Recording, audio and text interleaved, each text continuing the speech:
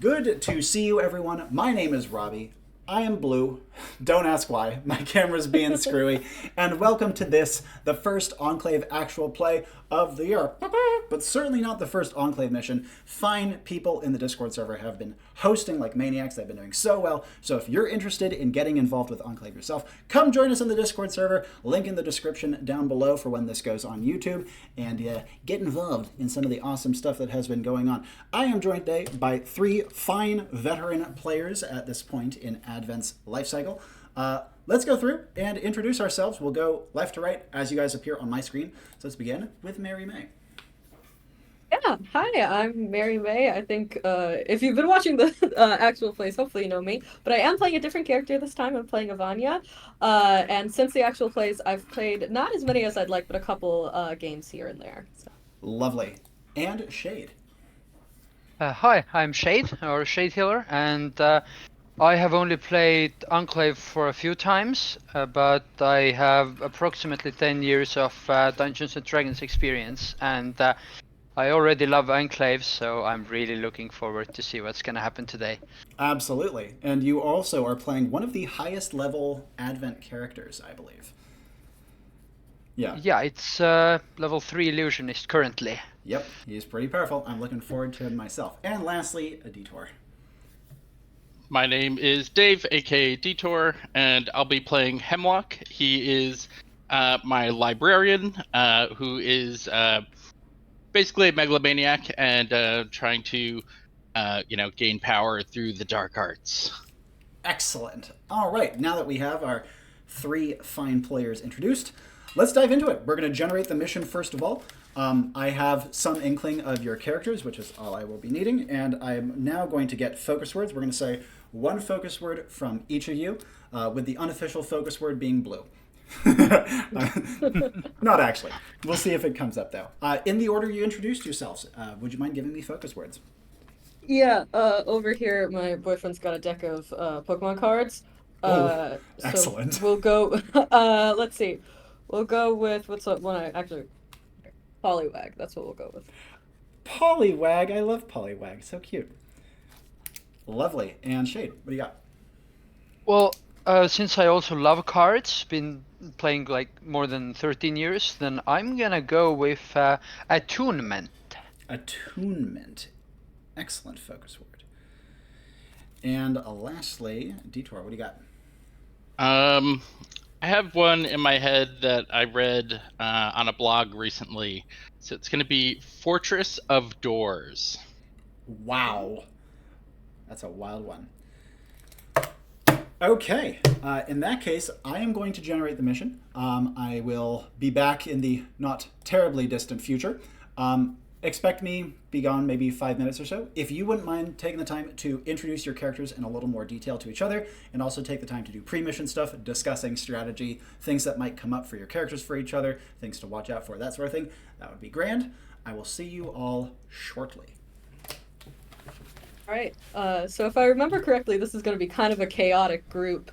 I don't think I said it, but Avanya's a Thunderbird that I skinned to be kind of mad science-y. And she wants to blow shit up. That's like her one goal. So Primary we'll see how motivation. this goes. Succeeded literally her one goal. spectacularly in her last mission. Thank you. Detour's been hosting a lot of missions on the server if you guys are interested in joining. But yeah, she's very high intelligence. Intelligence and arcane, I think, are her two highest stats, if that's important. Also, she's level 2. And I think that's everything. Jade, if you want to. Yeah, so I'm gonna be playing Glitch, and he's illusionist skinned as a biohacker, mostly focused on picking people's brains. So he also has very high spirit and sensory. So he tries to keep everything in his sight and understand what's going on. He's a little bit paranoid. And he just tries to be as good as he can, but he's not doing too well on the goodness scale, but he's trying his best. Nice. Yep. Yeah, I can go. So as I mentioned earlier, I'll be playing Hemlock. He is a librarian who, like, discovered magic was real. He came from sort of a modern setting and, lusted for power, delved deep into the dark arts, found his limits there, as far as like lines he was not willing to cross. But is still very much a megalomaniac. I do play him a bit as an antagonist character, so sorry if he is a dick to any of you guys. Apology prematurely accepted. And yeah, I've got a fun perk on one of my abilities, so that'll be exciting. Forgot to do that. Level up Avanya, quick. I got another item. My bonus item is I just got a toolbox, like a normal, not electric, not magic toolbox. Did not think about. I might just ask if I can. Yeah, I might just ask if I can make out of the blue, which usually is you have to go down to the earth as a bolt of lightning. I might just ask that I can do that in any direction. Omnidirectional out of the blue. Yeah, I'll have to run that by Robbie. I forgot to ask. But that seems reasonable. As long as it's heading towards something metallic or something, I could see Oh, that. yeah, that could be a good dangerous. caveat. Yeah, that's great. Well, that might be a little bit dangerous because I have chosen a special item to be revolver, skinned as a pistol, you know. So nice. It's an airsoft pistol, actually. So, but yeah, it's something that I can use for self-protection. Because I almost died once because like Glitch didn't have anything to help himself against grappling, so this revolver should keep enemies off. What do you guys look like, by the way? Oh, yeah. Good question. Avanya, I think is kind of on the shorter side, like 5'2", 5'3". Blonde hair and pigtails and also wearing a purple shirt. So I tried to do a little dress up. And I think her resting face looks insane. Like not like super crazy, but if you're like scanning crowd, you'd be like, "Oh, you have a weird expression." So Glitch looks a little bit like the guy who tries to pick up women in nightclubs. So looks like he maybe thinks more about himself than he should. At least that's what he looks like. And he wears a black coat and a beanie. And and he also has this for his missions like a slot on his chest that can hold a tablet that he often uses, like this, a bit smaller than this, but basically he uses this a lot as his working tool. Nice. I posted an AI generated art picture of Hemlock, but I think it captures his essence quite well. You want to describe it for viewers that may not be able to see chat? True. Good point. So Hemlock is like an average height man. He comes from like a academic background. He was a theology professor, so he wears a gray twill suit, and he has this like crazy black bow tie with like this eldritch, impossible to follow design on it. And glasses, slick back hair. Robbie, real quick, I forgot to change one of my abilities for my level up. Would it be okay if out of the blue could go in any direction so long as there's a piece of metal that she's aiming for? I would be okay with that so long as it has a more limited range in other directions. Sounds good to me. That's going to be actually very relevant on this mission, so I'm glad you brought that up. Okay. Are you guys about good? Do you need a little more time? I'm all set to go, but I can add a few more details if you want some more time. I think we're good. Yeah. Yep. Okay. Blue will be relevant. I'm lucky you gave me polywag as a focus word. Okay, so here is your mission statement. You are going to go and save a condemned prisoner. who has been thrown into what can only be described as a contained hell of the creation of his own civilization. A strange, not quite labyrinthine, but almost labyrinthine pit of tiered levels that contains within it a creature who devours the condemned. This creature is known only as the Loze, L-O-Z-E. The man's name, should it become relevant, is Tavan, T-A-V-A-N. But he found when he was thrown into the pit that this creature, the Loze, that everyone had described as being so horrid for so long, when he found it, it was a dried up little shriveled husk on the ground. Now his main concern is getting out of this condemned place, much like if Theseus entered the labyrinth and only found that the Minotaur was already dead. However, the Enclave suspects there is more at play here. Your job is to get Tavan out of his pit, but they warn that the Loze may not be as dead as it seems. It has been described in the past as a fish, a horrific fish, but a fish nonetheless. One of prodigious size, though the shriveled husk he found was smaller than a person. The only other thing of note is that the pit that he has been brought into, you are typically thrown down from the top, but it is possible to get out. People have in the past been known to have cleaned, emptied, and maintained this place.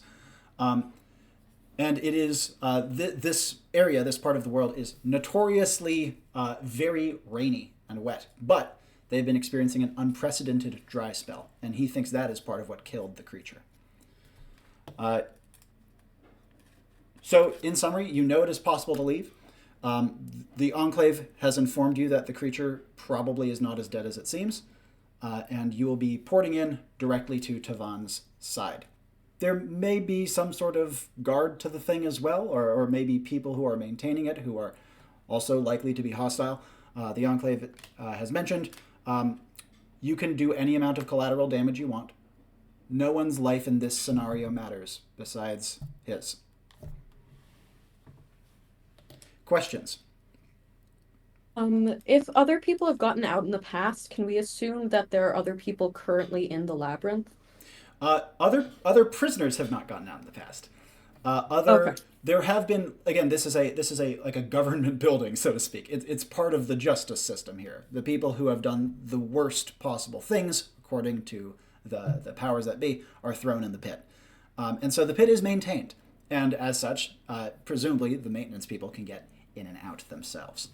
Of note, though, the way that he was pitched into it, which traditionally you land in water, as you might imagine, but in this case he landed in thick mud.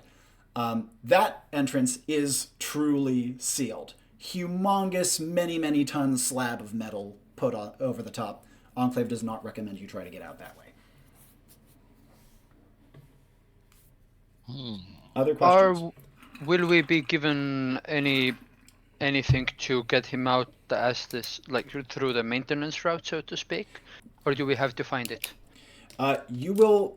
The maintenance routes are almost certainly how you will have to bring him out, but unfortunately the Enclave doesn't have information on how you get to them or where they are. This is a well-kept secret.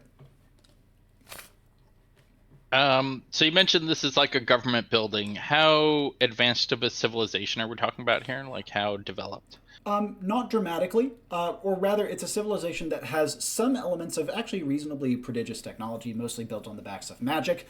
However, this has been a relatively recent development in their history, and they mostly hold on to a lot of older traditions and older styles of doing things. So you can think of it like primarily Bronze Age, but with some random Renaissance tech here and there that they haven't really adapted widely yet.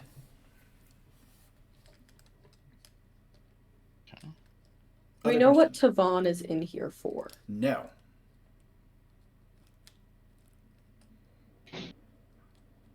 Do we know why the Enclave is requesting that we save him specifically? No. Okay. That one in particular is a question that the Enclave would not answer for confidentiality of employer reasons. Fair. The reason he was thrown in there, you might be able to get out of him. Okay. So tiered levels, how how many tiers would Yeah. Well, the drop down into the pit has a couple of like layers to it, so to speak. As in, it's almost like imagine the inside as being kind of like an amphitheater. You drop down into the center of, or like a fully circle, like a coliseum. You drop down to the center of the coliseum, and there are like two distinct steps. So there's the bottom, and there's a step, and then there's a step. Tavon has climbed all the way up these with some effort because that's big ass steps. Like they're well over 2 people tall, and he hasn't found anything on any of the levels. How big are the levels approximately? So picture each one as being a big circular ring. Each one is maybe, call it like 3 sidewalks wide, and maybe a story and a half tall.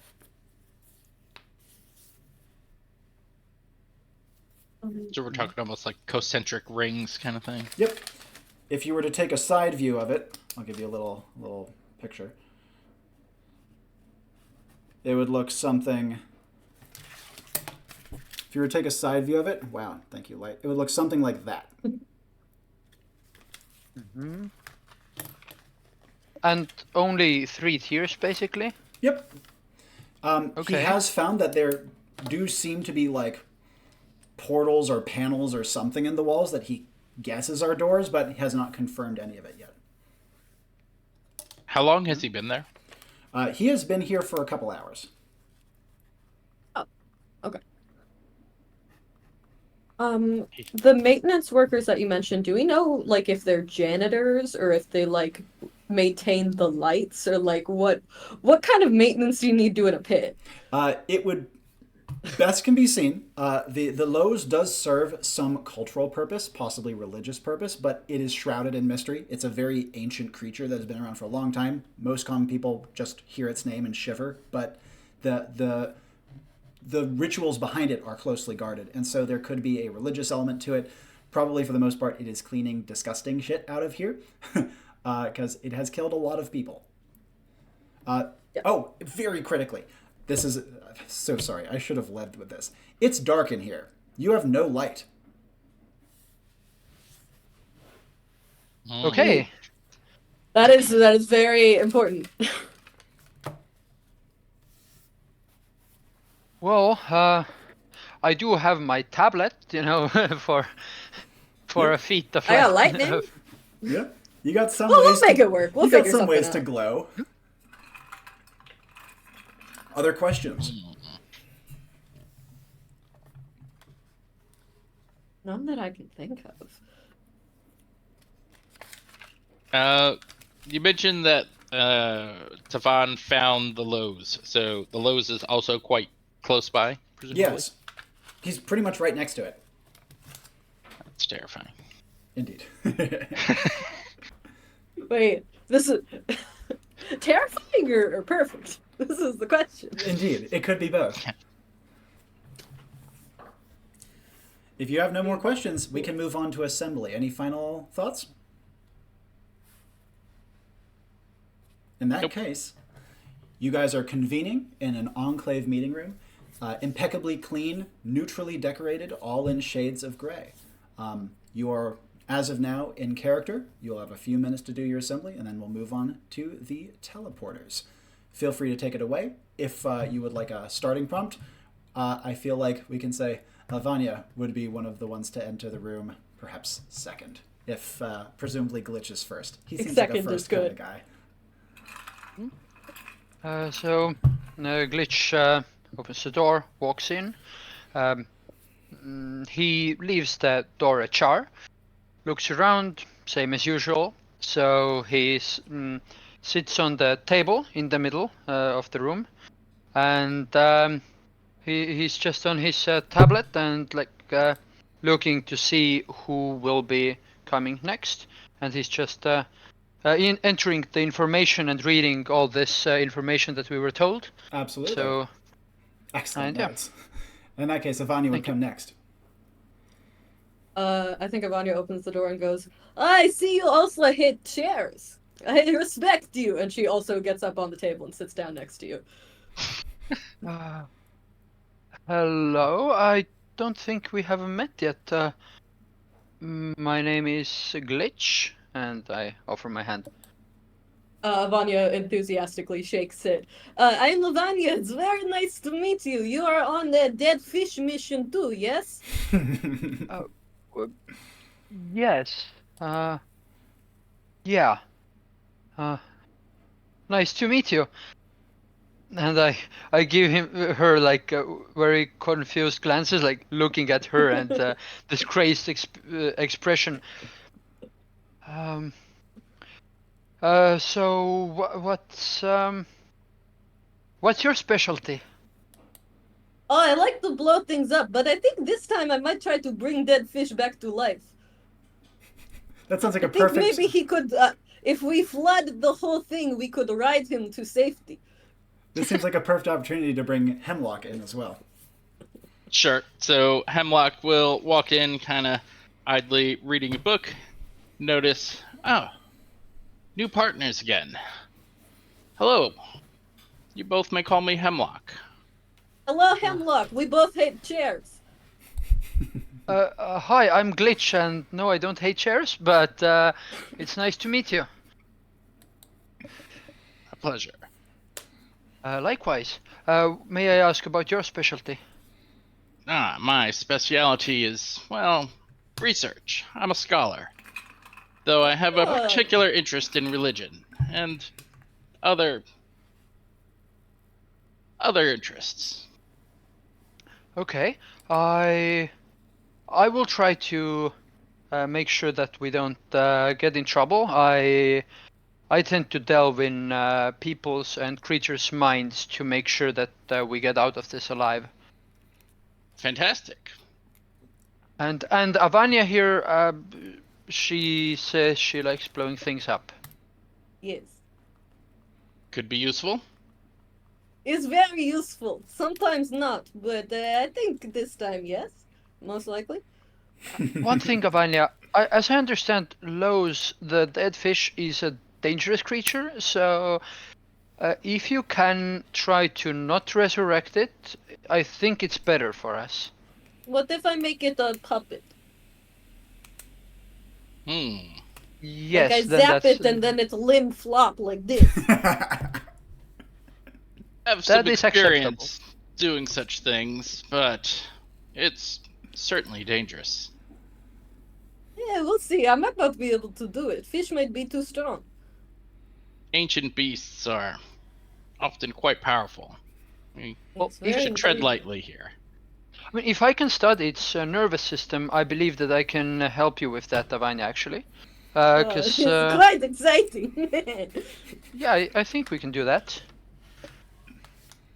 And at this point, an Enclave attendant, anonymous and impeccably dressed as always, enters the room, gently gestures for you to follow, and brings you throughout the truly maze-like interior of Enclave HQ until you hit the teleportation chambers, in which 3 gleaming panels gently glow amidst the darkness and the rounded corners of the walls reflect their light. And a disembodied voice says to you, "Agents, please take your places atop the telepads." I step forward. onto mine. Vanya gets on hers and, as always, crouches down and tries to figure out how it works before it teleports her away.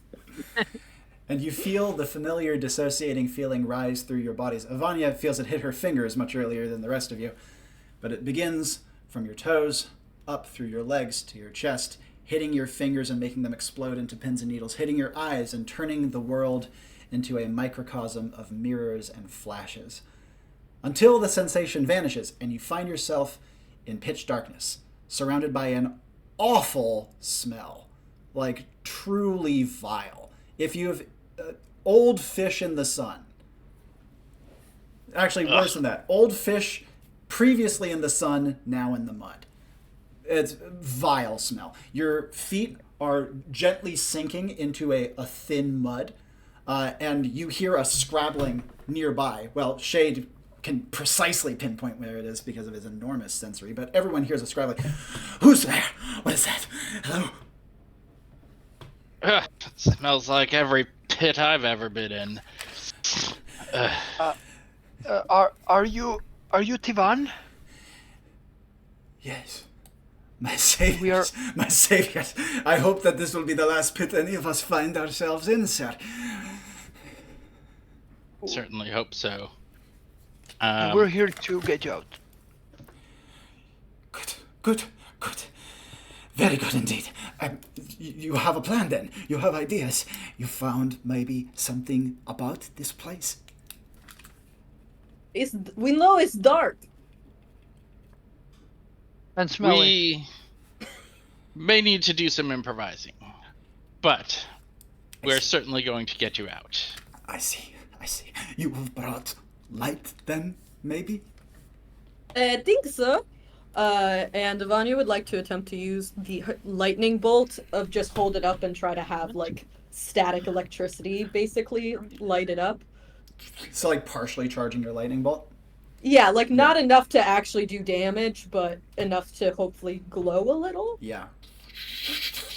There's a thin crackling, and all of your hair stands on end slightly as the lightning bolt illuminates the room around you.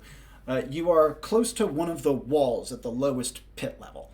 The walls are rounded, and they are covered in beautiful paneled mosaics. Tivan himself actually stares at them, not having seen any of it thanks to the darkness, but also the glow illuminates the thing nearby. Have you ever seen one of those whale carcasses that people think are like a plesiosaurus, and then they become like a cryptid thing? Imagine that, but the size of like an 8-year-old, just laying there on the floor, gooey and fetid, and with little bones sticking out here and there. Though, I should note, even though there are bones sticking out, there is no like ooze of skin. It's still a confined figure, mummified and decrepifying in the middle of the mud. Avanya wants to run up to it immediately as soon as she sees it. Yeah, Avanya I starts think to Hemlock is scamper also over. pretty interested. The mud goes flying around her feet as she... Oh god, look, it's fine. As you approach, the smell gets stronger. It gets to the point where your nose no longer really recognizes it, and it just kind of starts to become ambiently, like, bad. It's less Ideal. specific. No such luck for Glitch, unfortunately, who gets the full blast in his nose the entire time. As Avanya and Hemlock approach, any actions from Glitch? I mean, honestly, I couldn't concentrate like this, so I'm gonna open up my my personal profile, and on my tablet, and I'm gonna try to do some what's it called again? Not the energy manifestation. Yeah. To reduce my sense of smell regarding this specific smell in this context. Fascinating. So yeah, I'm of course gonna use my tome if that helps me reduce my the tablet to reduce my cost for the spell. This is obviously coming off of your biohacking background, but first of all, what would that feel like? Basically, I'm gonna. So this is the smell 81CF2, and this is the bar which I am already reducing. So this is my quick profile. I see what you mean. And this is I drag this down, and it just basically this rancid smell. I just get used to it. Like it becomes neutral instead of being pungent and discomfortable. Uncomfortable. I love that. That's the idea of dragging a bar down to adjust yourself is so cool. Yeah, perfect. I love it. Once the smell is kind of mollified within Glitch's nose, he notices a couple of other smells now that one is not nearly so bad. One, even though it's muddy in here, the mud itself is clean. Like, if you've ever smelled fresh clay, the only bad smell is the fishy shit. But apart from that, the mud smells clean, and even though it's kind of dank and pittish in this particular pit, the water smells fresh. You don't smell or rather the water that's like immersed in the clay. There's not much water besides that, but that which there is quite fresh and doesn't seem to have been made fetid or gross by any sort of like lingering disease or nastiness. Do I sense where, is there any water coming, like flowing, perhaps? You do not hear any water, not in this room at least. However, there is this kind of like ambient plumbing sound that your ears start to kind of pick up. You know when you like walk into a building and after you sit there for long enough, you can kind of hear where the plumbing is going, especially if someone flushes a toilet. There's kind of that sound, but it's pretty omnipresent. Mm-hmm. Before we go further, let's jump back over to Avanya, then to Hemlock. Avanya reaches the lows first. What would you like to do? I won't poke it with my glowing lightning bolt. A pokety poke. The lightning bolt leaves an ever so slightly small singe where a little zaps it.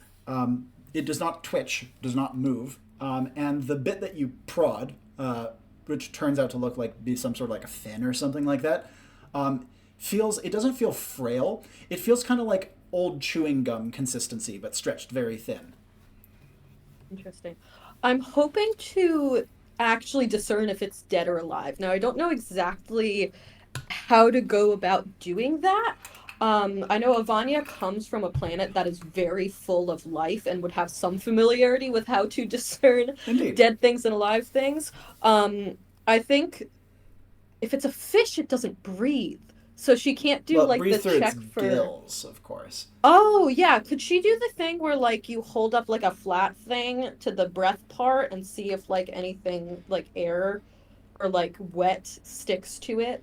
Have you seen that? You hold up a mirror? Of course. What you might want to do is, since obviously it's not going to be extruding any carbon dioxide or anything like that, the zap it thing was probably a good idea, but you might want to wet it first, like over the gills, so that if you can get a little bit out of it, then when you get if you do manage to get it to breathe a little, then when you zap, it might actually have enough to move. Is there any water nearby, or Wet like clay. especially wet mud? Well, you know when you dig in a on the beach and then it fills up with water at the bottom just from seepage. You could try Oh, that out. yeah. Yeah, I'll give that a shot. Yeah. Scraping I a little think puddle Hemlock of it. would interject Yeah. and stop that from happening. Something to the effect of, Avanya, please, let me do an examination before we start Oh, I forgot the science poking, man. prodding Yes. it, and who knows what else. We know nothing about it yet. I lost my pencil. Get back. Oh, we know it's fish. Right, Don't know nothing. a fish who wants to eat the condemned, as I recall. Do we? Are you condemned? I plead the fifth. Tavan, Please allow me to do my examination. Tavan, who has hurried through the mud over to you, says, with all due respect to you, ma'am, I am, and I would like nothing less than for this to come after me. Are you condemned? Yes, that's why I'm in here. No, but how? How did it happen? I shall keep to myself, please. You also like number 5, I see. He We doesn't all seem to know how to have respond. skeletons in our closet, I'm sure. I have a few. And what would Hemlock like to do? So I think first I'm going to brush my hands over it lightly and use my scanner, which is a ring on my finger, Yep. to first just give it a once over and see what I learned from that. I think particularly I'm looking for A, signs of, is this even alive? And B, I don't know, I suppose any magical sense that I get from it, for one, and if I can pull any kind of spirit sense from its emotional state. Oh, actually, this is really interesting. I have three notes, but first a question. What's your spirit stat? 1. No, 2. Let me double check. I'm lying. It's definitely at least 1. Yeah, I knew it was at least 1. Yeah, just 1. Just 1. Okay, cool. So the first thing you detect with your scanner, 0 signs of life. By conventional means, this is dead and not coming back. 2, you do not detect anything magically explicit. Scanners have some, tend to be a little less effective with that. But they can pick up, obvious stuff, of course, and so it doesn't pick up obvious stuff. But just from running your finger across like this, you feel kind of a clawing dread the back of your mind, and you see your fingers start to tremble and turn white slightly, just from proximity. The trembling goes up your hand into your elbow, and you feel your breath catching in your throat and your teeth chattering slightly, as though you were cold, though it certainly isn't cold.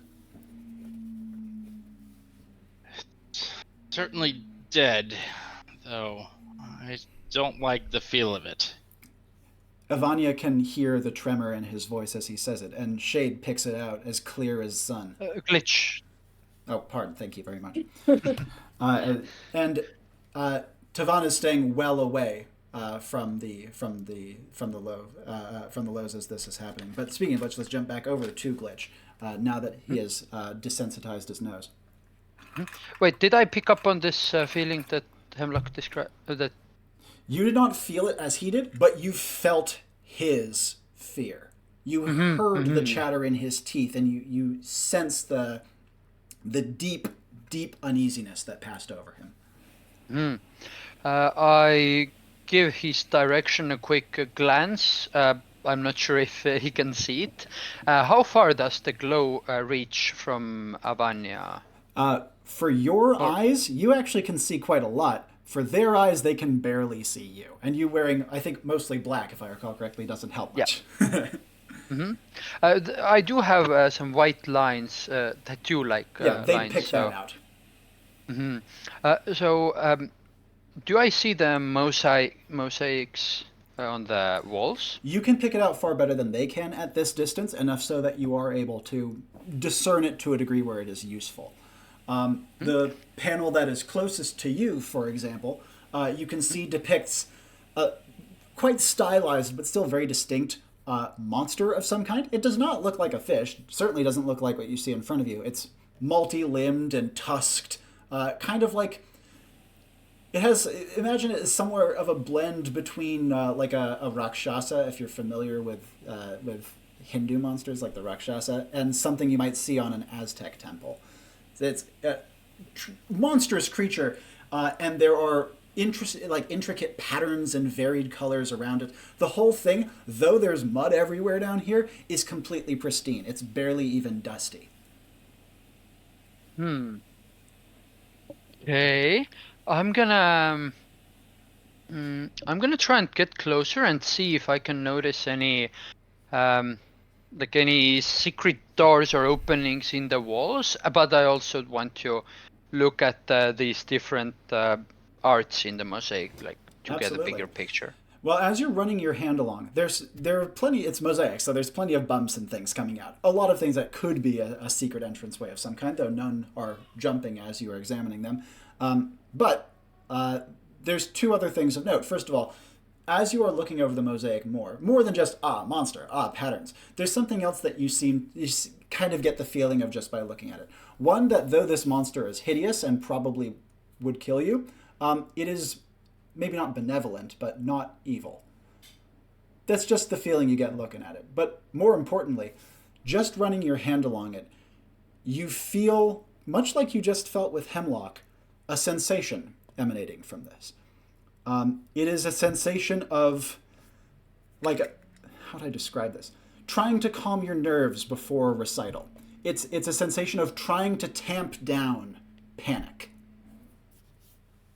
So I feel like I'm starting to damp down panic in myself. It's more like you're watching someone do it.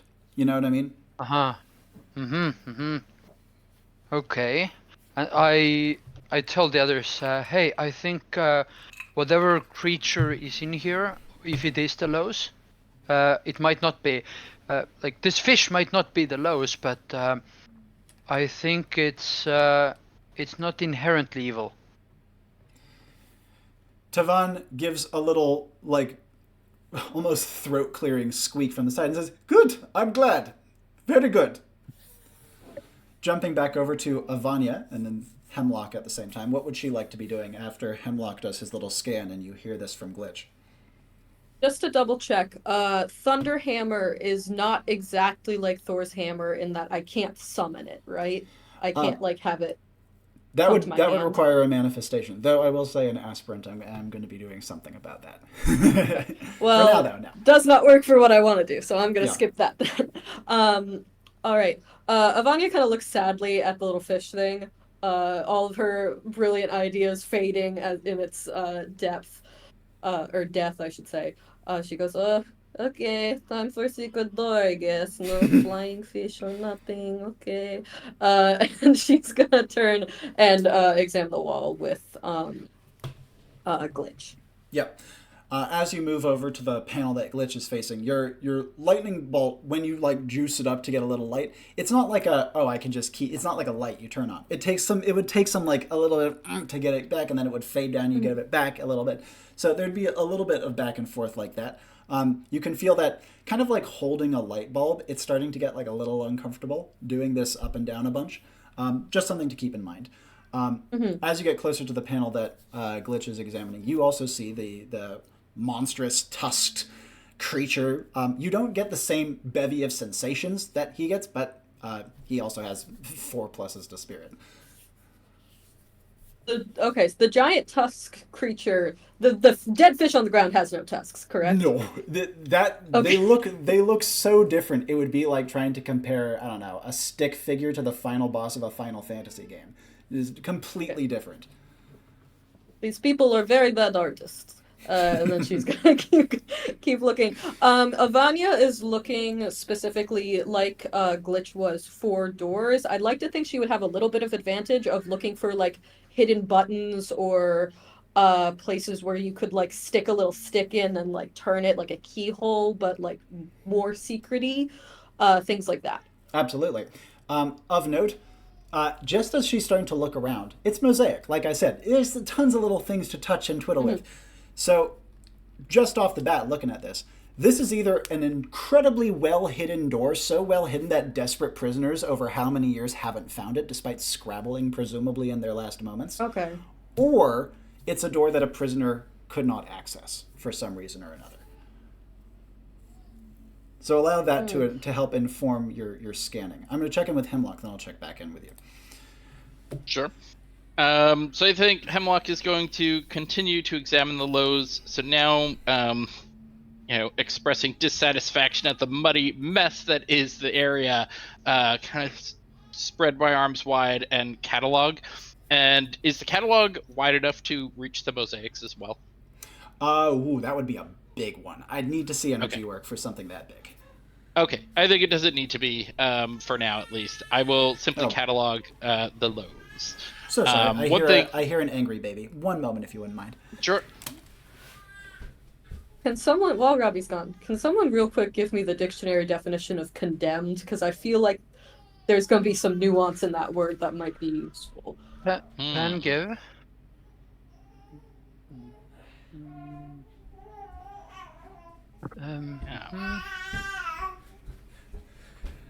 Sorry, I thought he was with his mom. He was just chilling in my room.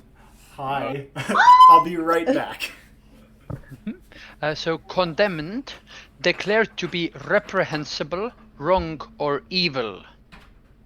Declared, though. Right. I can yes. declare anything. Yeah. About anybody. And not similar, pronounced guilty and sentenced to punishment or to death, and officially declared to be unfit for use. Okay. So yes, it's I feel like sentencing.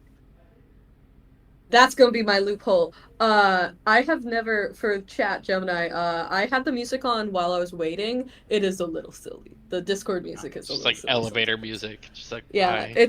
it's not even lo-fi. It just is. There we go. Pardon me. Baby has been contended with. Please carry on with the catalog. Yep. So yeah, spreading my arms wide and cataloging.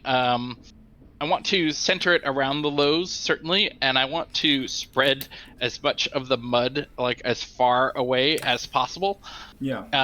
Though I imagine that's going to be a rather limited effect because it'll just like seep back in. I want to see what's on the ground, Yep. for one, if I could do that. And I want to see what else I can get from the lows itself. Again, kind of digging deeper into that feeling of dread and wondering if there's what connections I can find there. Certainly. Now, as you were making a motion like this, is that what Hemlock is going to be doing? Yes. I see. Well, in that case, Glitch and Avanya would be alerted to this firstly by a yelp from Tavan, who goes rushing over to the wall to get away from this, as a little plume of mud rushes away from the center. It doesn't quite reach your feet, kind of like when you're standing on the beach and a wave just kind of tickles your toes. But it leaves a very open, like, ring in the center of the room, or not ring, a circle in the center of the room, which the Lowe's is positioned directly in the middle of. And Hemlock, a couple of things reveal themselves immediately.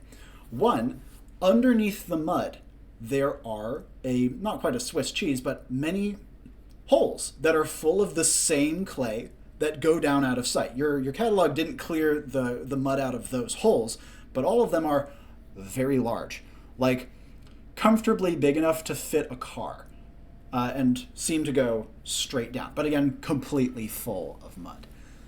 Second thing you notice, as soon as you pull the mud away, you leave the ground pretty much clean, but for these scattered holes.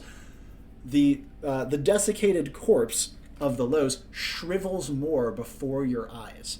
It was formerly the size of like a child, right? It shrinks and kind of contracts, and you even hear like a little as it squishes down until it's as small as a baby doll. Interesting. Do I learn anything from that happening besides the fact that it desperately needs water? No, that's the first one. The second thing that you learn just instinctively through the catalog's magic itself is that, very critically, death is not new to the Lowe's. Mm-hmm. It is dead. It is dead, but death just doesn't matter. Do I have any indication of how it died? Yes, instantaneously. Dehydration. Dehydration. It needs an enormous amount of water. Interesting. Okay.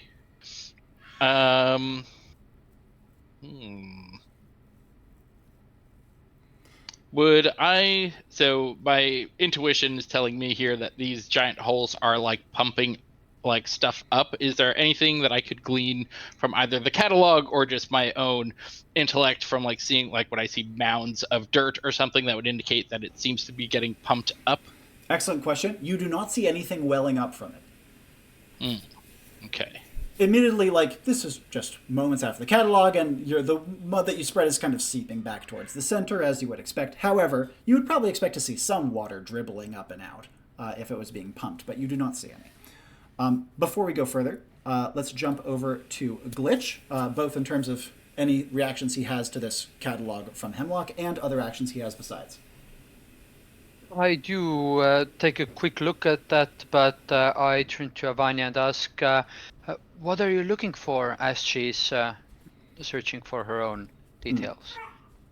Oh, I was looking for little buttons that only people who have not ever committed crime can press.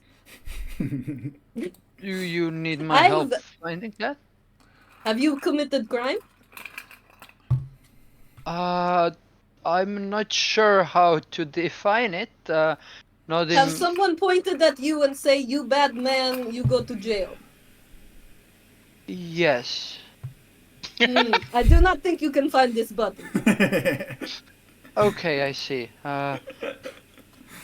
In that case, I look up.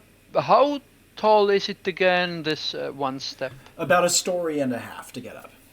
Okay, so like 8 feet or something? A little higher than that. Maybe think more like 12-ish. 12 feet, okay, 4 meters. It's the mosaics are kind of textured enough that if you took some time, you could probably climb up without too much bother. I'm gonna start doing that for now. And I just tell, hey, I'm gonna try and look what's upstairs. Yeah, Relevant that's not- climbing stats? Honestly, nothing. Awesome. You still will be able to. It's just going to take a little while. Wait, you announced that you were climbing, right? Yes. Avanya is going to pass you her Talaria, her winged sandals, and go, I don't know if you know how to use it, but maybe it can help you climb. I have no idea. Can you teach me? Uh, Maybe here, if you take one shoe, I take the other, and then we three like no, that's too complicated. And then she puts the shoes on and then goes, you have to run, and then if you stop running, you fall down, so don't fall. And then she runs a little bit, I think, and goes up, and then Yep.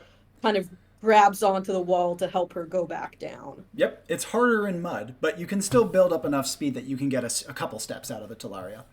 Yeah. Huh? So if you're gonna give me the shoes, I'm gonna have to put the shoes on.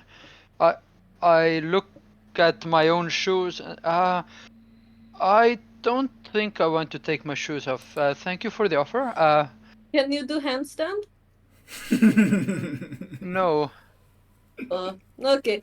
And then she puts the shoes back in her bag. This is one of the first times I've ever had this be directly relevant, but also I'm going to go out on a giant limb and say that Glitch and Avanya do not have the same shoe size. That's fair. So yeah, I'm gonna start climbing after not being able to accept Avanya's help in any Indeed. meaningful way. And speaking of which, Avanya, what would you like to do? As soon as Avanya was distracted by everything going on, Indeed. but soon turns around and sees that the Lowe's has shrunken down, screams, "Oh my God, it's a baby!" and then runs over to it, and those guys both experienced a negative vibe from this. I don't think Avanya's gotten that yet, and I'm gonna be real. I don't if there were negatives in Enclave, Avanya would have a negative to sensory, so she just runs over and tries to scoop it up with her feathered Indeed. cloak and hold it. Negatives will be coming in a later edition, for the record. Ooh. So, as you scoop up the Lowe's, two things. First of all, have you ever used Sculpey before? Yes. Yeah. It feels like it's made of half-fired Sculpey, but thin. Okay. It's kind of heavy, kind of dense. You know what I mean? And as you scoop it up, its little shrivelly body does have enough bend in it to actually fit the crook that you make for it. And quite notably, Avanya does not get an immediate negative feeling, unlike the other two. Though the reasons for this are not in any way immediately clear. However, the other two can see that she doesn't seem at all deterred by the thing. It does smell quite awful. However, it doesn't strike me as something that would be a huge deterrent for her. Oh, you stinky baby, it's okay. And then he's gonna pet it. And then bring it over the wall and go, do you know where the magic no crime button is? Huh? As you go over towards the wall, Tavan puts himself as far away as he possibly could within this lower pit, making his way over towards Hemlock and saying to him quietly, Is she well? I don't think so. To be honest, it doesn't seem to understand that this thing will kill us. Perhaps the sun has baked her like the irrigation ditches, yes? Yes, perhaps. Well, I'm gonna wander over towards the mosaics and kind of quickly run my scanner over those. Mm-hmm. The mosaics are on every on every section of the wall, for the record. So do you want to go to the one that Glitch and Avanya had been examining, or a different one? I think whatever's closest. Sure, that would be a different one then. Running your scanner across, there's three things that immediately read to you. First of all, yep, there be magic, but exact what? No idea. Second of all, you remember I mentioned to Glitch that he had this sensation like he was watching someone experience a feeling while he scanned over. Same here. But in this case, this is like watching someone being violently disemboweled. It is a visceral, ugly, recoiling sensation. You don't get a great look at this mosaic because you're kind of far away from light, but just looking at the vague imprints and shadows and outlines on it doesn't look like necessarily anything pretty, though the one they were examining didn't really either. Tavan stays Powerful close gods at your at work side. here. Tavan nods earnestly and says, "Yes, of course. There are many at play, some in our favor, some against our favor." Interesting. I'm going to move a bit closer to Avanya, mainly for light, so that I can go into my book bag. I'd like to find a book on religion or like God pantheon of this area. Sure. And as you are hunting for this, any quick follow-ups from Avanya with this stinky baby?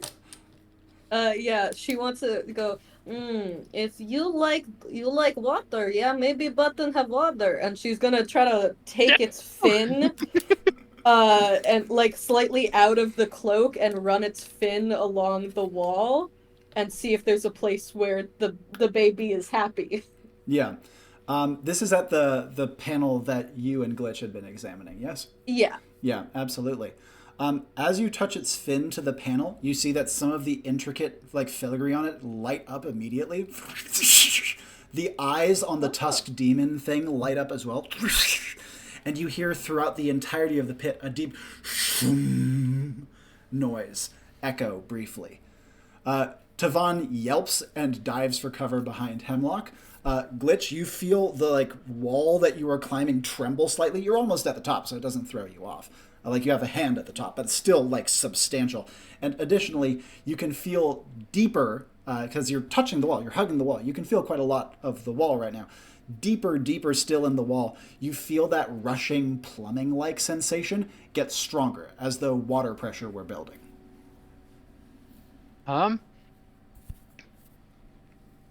So I will definitely try to hurry up to climb up. Haul yourself over the edge.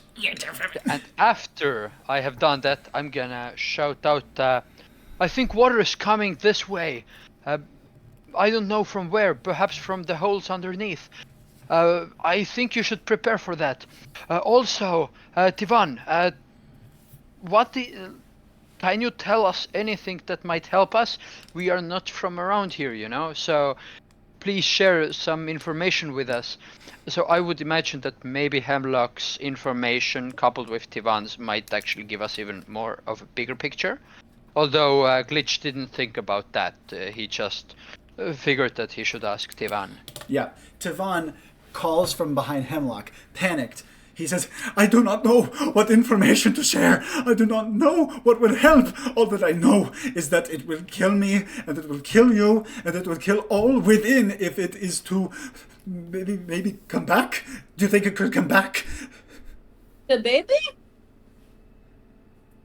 He looks... Hemlock can almost feel him give a withering look at Avanya through the dark. And he says, "Yes, yes, the murderous creature baby in your arms very right now. It has killed thousands. Do you understand, woman? It has killed thousands, and it will kill us." Have you seen this baby kill? Maybe people just die. You feel him kind of slump against your shoulder, Hemlock, defeated. And he says, Avanya, are you mad? and he whispers to himself, "They will make chimes from our bones." Tivan, listen, we have been hired here to escort you out, and we have never failed a mission. So we will get you out of here alive and in one piece. Don't even worry about that. He says, "I do not doubt you," he says with some hesitation. But then he follows up with, but what info? We only hear about this place. This is not a place that normal, decent people go, you know." I've been to many places which I have only heard about before. Still alive. He says, "Well, perhaps, I know that sometimes It is not just criminals fed here, you know. It is also the ceremonial dead. Maybe that could help. Those slain in the creature feedings, that could help. Or maybe those slain by the Gambadushk, that could help maybe as well. Gambagush? He says Gambadushk. Gambadushk. It's one of our religious positions. Foreigners might not understand. It's like prophet who makes prophecies by killing people. That's probably the best way of summarizing, yes. Oh, I see. Do they come here? They throw bodies in here after they foretell. They take to feed their loaves. Maybe help? Perhaps help? Please help. We'll try to help. Glitch, do you have any follow-ups? Yeah. Oh, sorry. Oh, You no go ahead. problem. So Glitch would just because the topic was already moving forward, Glitch wouldn't interfere. He would just sit down. Is this floor also damp? The floor level that you are on is much less damp. It has almost no mud, though there is some. And you notice as you sit that it is ever so slightly sloped, such that water and silt and accumulate would eventually slide down to the pit below. So I would sit there and for a moment gather myself, because the things that Ivan is speaking, they're getting to me, and I'm starting to get nervous as well. But I'm just gonna pretend to not be affected by Indeed. being quiet. Yes. That makes perfect sense. And Avanya, you had a follow-up. Avanya was gonna ask more questions, but actually I think she wants to look back at the wall. Yeah. Is it still glowing? The gleam has slowly subsided, though it took like the entirety of the time Tavan was talking for it to subside back to how it was before being touched. Is it possible that while that was going on, I was still looking at the wall? We could say that you could have been like split attention. Okay. Was there like... So I know that image of the monster was glowing. Were there any other sections that were glowing Yes. more than others? In fact, the monster was glowing the least out of the rest of it. Most of the rest is like these beautiful kind of knotted patterns of mosaic along the sides. It looks kind of like what you'd see around the edge of a very fancy painting on the painting's frame, if that makes sense, but geometrically shaped and much more roughly designed, though still very beautiful. Almost looks like writing, but if it was writing, there's a good chance he would have noticed it, you know? Is it like a frame in that it's outlining an area? Largely framing the monster itself that is depicted on the mosaic panel. I wanna touch it. Which bit? I wanna oh gosh, I'm trying to figure out yeah, you know how you can do the baby thing where you like strap like some cloth to you and then the baby's just like I do on it the all front? the time. All right, I want to do that as best I can with my cloak so that I can have both my hands free.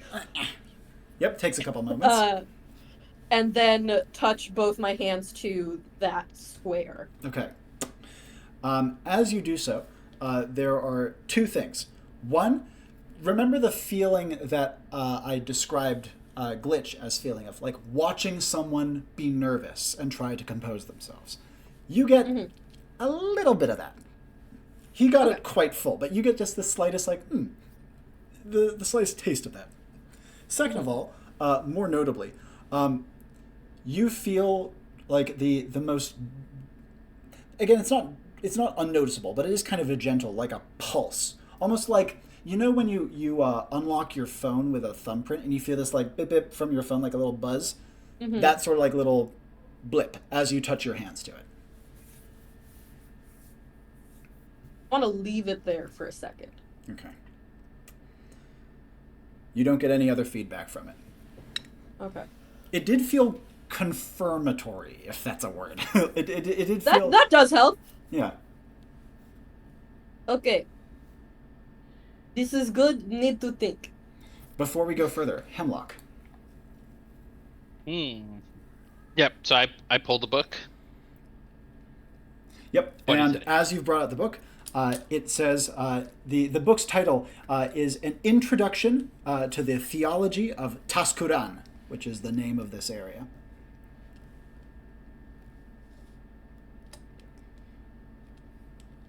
And really, mainly, I'm looking for information about the Lowe's itself and any rituals or, figures such as the Gambadushk related to ceremonies and rituals around it. Yep, the Lowe's, as you scan through, like you hit the index, you can scan back. The Lowe's is almost a footnote in this book. It's a relatively unimportant figure in the grand scheme of the religion. If you're at all familiar with, to give a real-world parallel, though not something that Hemlock would think, I would just give you some more context. Familiar with Amit in Egyptian mythology? Okay. It serves a similar role, one who devours sinners in a cleansing way.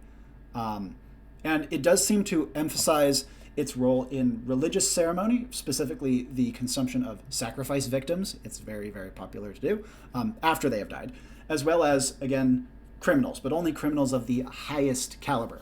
It takes like treason or sacrilege to get to the point where you're fed to the Lowe's.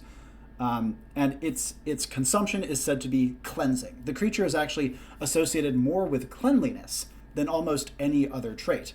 So much so that there are a couple of sayings, especially among the priestly class, where when you, for example, wash your hands, you are bathing them with the Lowe's. Okay. Interesting. I'm also going to probably snap something at Avanya, like, that's not a baby, it's a dead fish monster. What are you doing? I think it's this lady's baby, and she points to the monster that's depicted on the wall. I'm gonna go examine that with my scanner. A very important thing about the book, this is one of the first things it mentions, is that every single one of this religion's gods are actual monsters that exist on the planet, in Manifold. They are real, and you can interact with them. The Lowe's is actually considered one of the more, not friendly, but like sociable. It like exists on the bounds of civilization, unlike all the others, which are scattered to the four winds. A quick scan of this. This is it gives you a similar feel to the other panel, except this time the emotion is different. Like I said, watching someone try to compose themselves when they're nervous. These panels seem to project a bit of emotion when you interact with them, but they all seem to be different. Well, it also has, I think, writing around it, but I don't know this language. And she kind of gestures to where the outline was. Yeah. Tavan, who is still hugging like Hemlock's side, not literally, but like really close to him, peeks over and says, "Not writing, just decoration." Hemlock, on the other hand, in the book, has seen that this is actually writing. It's just only used by the priestly class and is not known by anyone else. It's a very obscure language that is really exclusive and gated in how it's used. I'm assuming the book itself doesn't tell me much about that. The book has like 3 translations, none of which you see on this panel.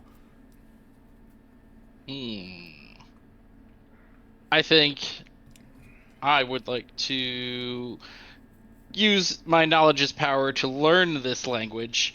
So announcing a topic to, language of the Gambadushk priestly class. And as you summon forth the book, what magical power will associate with this? Because learning the language is just implicit in acquiring the skill of knowledge as power. Ooh. I didn't think that far ahead. That's I just fine. wanted to read it. Can I think about it? No, I can't say anything. I can't say anything. Can I check in with Glitch? Sure. Excellent. Let's jump over to Glitch, up on the higher level. So after gathering myself for a little bit, I try to look around once again. Yep. If the light is too small, then I'm going to use my the fan is skinned as a holo projector, almost like this phone, so Yep. I can light it up to look a bit more on the walls. Yep. What's on these? You definitely will need the light. these walls, rather than having discrete panels, it's kind of like one continuous mosaic tapestry that, from what you can see, goes all the way around the room. It is also kind of fucked. It is mostly depicting suffering and sacrifice. Monsters kind of lurk at the edges of the mosaic, feeding on remains that are passed to them. The sacrifice almost is continuous. One victim is sacrificing another victim, is sacrificing another victim, all the way around in a daisy chain of death. Hey, I will definitely yell out to the others. Hey, this circle seems to be about people sacrificing each other and dying. I think the first one is something like... I don't know, did you get anything, Hemlock? Hemlock, as he is absorbing this knowledge, do you have a magic power for me? Can I... Give me another minute. Go to Avanya. Certainly. We'll catch Avanya up to this in time. What would Avanya like to do? Hemlock has scanned the thing and is about to conjure a book. So, Avanya's looking at the door, and just I like how you called it a door, though we have not gotten there yet. No, so I fully assumed it's a door. Puts her hand on the door again and goes, I am not a criminal. I did not. I exploded one thing and felt very bad about it, but I was not convicted in court of law. Puts her hand on the door again. You feel the same like little double blip, the little confirming blip, but no difference from last time. And I know that it's a confirming blip. I don't think that it's like a heartbeat or anything like that. It's not a heartbeat because it's just like a little... And that's it. And there's no like continuation. Like every part of your mechanical engineer brain says this feels like a confirmation of some kind. Okay. Or like a locking in of some kind. See, okay. Avanya's gonna turn to Vaughn and go, "You want to touch this?" He swallows slightly and says, "If you think I must, I will." I don't think you have to. I mean, it could explode and you die. There's always a chance for that. But when I touch it, it says you need password, and I don't have password. Maybe password is biological, and you are a person from this world. You try touch. He very gingerly comes over, puts a hand on, and then he calms down. Nothing. He seems always relieved. Do you feel little like blub blub? He checks again. No. No. How about you, Hemlock? Can you touch this, please? Detour, what do you got for me? I'm just gonna ask that my, like, through learning this, like, priestly language, that it will just deepen my understanding of the gods of this area, and like my connection to them specifically. Okay. Oh, that's quite interesting. I will accept that. In that case, as you look at the panel, the words spring to life. It's actually quite a simple language once you get magical assistance to get your mind around it. And I don't know if Hemlock's intention was to read this aloud. However, the words come to his mouth almost unprompted. And he would say aloud, "Sister Ikju, look upon me. Look upon me like a dove perched atop a barren branch. Quiet amidst the rain. Look upon me, sister." Oh, so that's not your mom, it's your sister. And then Tavan says, "Yes, of course it's Ikju. What is surprising about this? Look at her. Can't be anyone else." I do not You know know your who these gods. are. He says, "Yes, it's a goddess. Obviously, it's a goddess." Monsters. Look like woolly mammoth.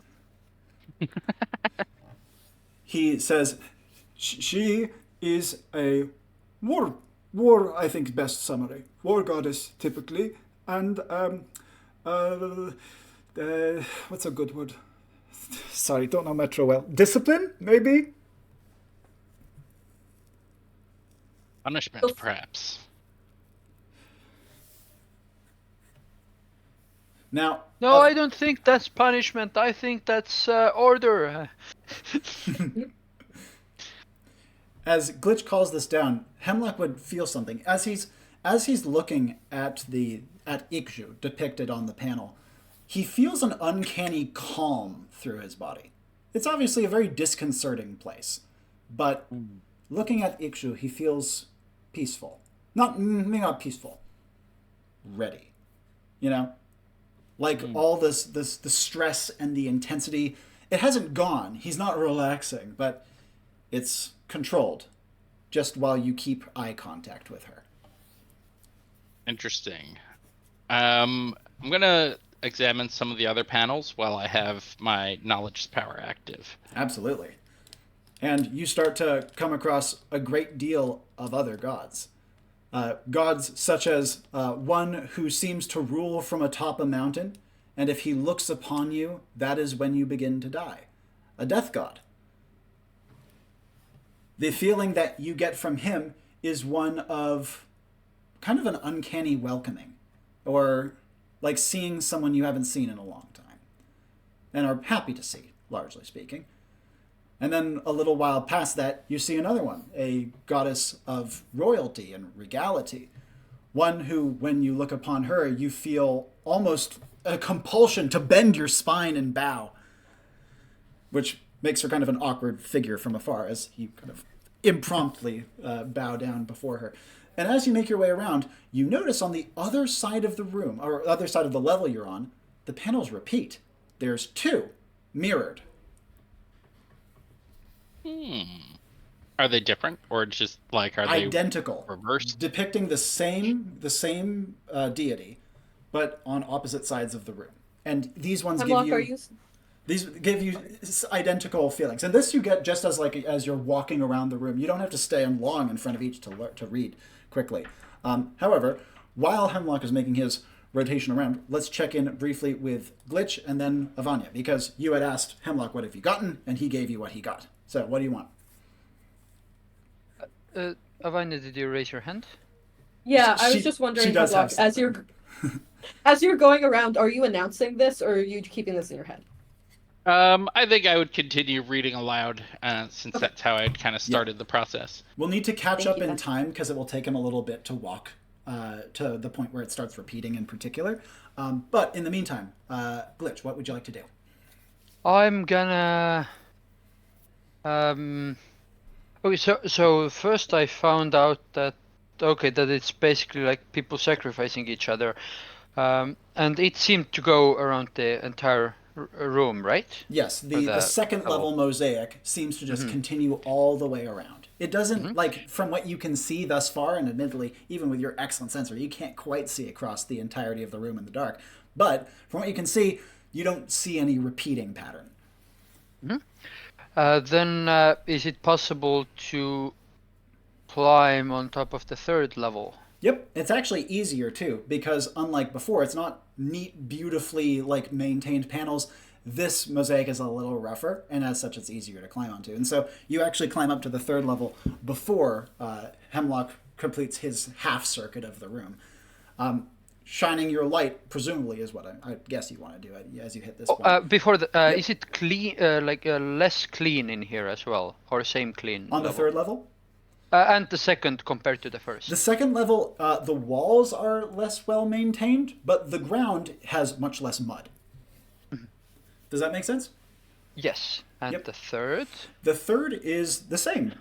Walls are generally grungier.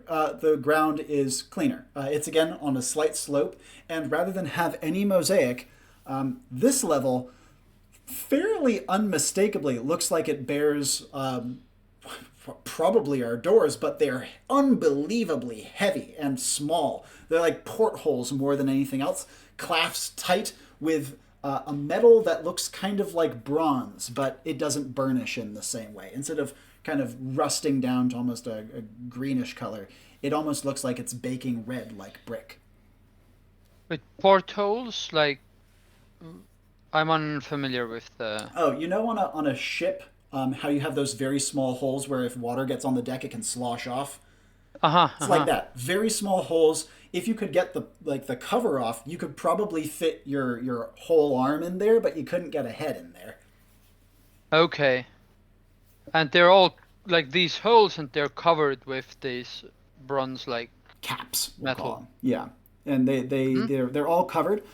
There's a lot of them. They aren't surrounded by mosaics, though the caps themselves are like reasonably nicely made. They're not just clunky pieces of shit. But there are like hundreds of these that rim the entire upper level. And are they like one row very neatly? They are multiple rows. I think, 5 rows. Spaced kind of like off from each other, but each one is neatly spaced within its row. So you have like descending off-spaced rows. I will yell this information out to the others, like approximately what I'm seeing. Okay, this one seems a bit weird with these portholes. I'm not sure what they're... Well, once the water starts filling up, we'll figure it out. Maybe that's where the water comes from. Tavon calls back up to you. I found those too, but in the dark I thought they might be stones or something. When Hemlock says that maybe water starts coming out of them at some point, do I hear more rumbling from them? Oh yes, this is absolutely the loudest that you've heard water. In fact, just putting your ear even close to them, you can almost feel the water pressure building behind them. Okay. Hemlock, you're correct. I'm coming down. And that's what I'm gonna start doing. Scrabbling down. By this point, however, Hemlock has gotten to the first panel that repeats, this one depicting the war goddess Ikju. And then from here, they seem to repeat. And I'd like to kind of walk back toward the panel depicting the death god. Yep, absolutely. Does this god have a name? Yep. His name is Anumash. And so as part of using my knowledge as power, an imp delivered my book. Where's my imp at the moment? Now, as you look around, you first don't see anything, and then you see a telltale tail poking out of the mud nearby. I'm gonna go over and like bend down, kind of. Here you are, you little beast. I need you. Hang it by its tail. And I'm gonna go over to the mosaic of Anumash, pull my Chris dagger, and say a prayer to Anumash, something to the effect of. Give me exact wording here. I want exact wording. All right, give me a second then. Sure. While you're thinking, Avanya. Avanya fully freaked out at the demon. That's so cool. But then, Hemlock, could you say what the words on this one are again? And she points at the war god that they were looking at earlier. Yeah, I can like turn and repeat. I should have pretty encyclopedic knowledge. She wants to have her hands on it. I think. Yep, absolutely. And this is again the one of like a dove on a branch amidst the rain, quiet. That one, right? As you have your hands against, you hear another click. But this time the little pulse that you got. But it's accompanied, by a click. However, nothing further happens from there. She wants to run to the other god, war god one that he pointed out. As you splash across the mud, then into the clean part, that catalog, cleaned in the back of the mud. Get over to the other panel. Get your hands on here. You have another click. But nothing. And you see that the light that had appeared on that first panel has faded by the time you make it across the room to this one. Oh no, you guys all suck. Damn it. Oh, wait, I have magic power! Oh, this is great! Okay, she gently takes her baby thing off and puts it down and goes, okay, I don't want to kill you. And then she's going to touch the same war god one. Yep. Touch it. Do I hear the click? You don't hear the click this time. Oh, Hemlock, can you say the thingy again, please?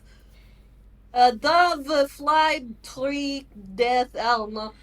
Hemlock, who's presumably still thinking deeply, can mutter the same thing aloud again if you wish. Yeah. Dove, rain, etc. Click, light gleams where your hands touch. And then she wants to out of the blue her way to the other side. Lightning illuminates the thing. Tavan screams and hits the deck in the mud.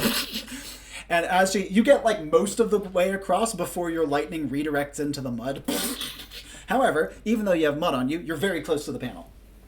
Okay, scramble up, slap that wall. Click again, and the panels slide open.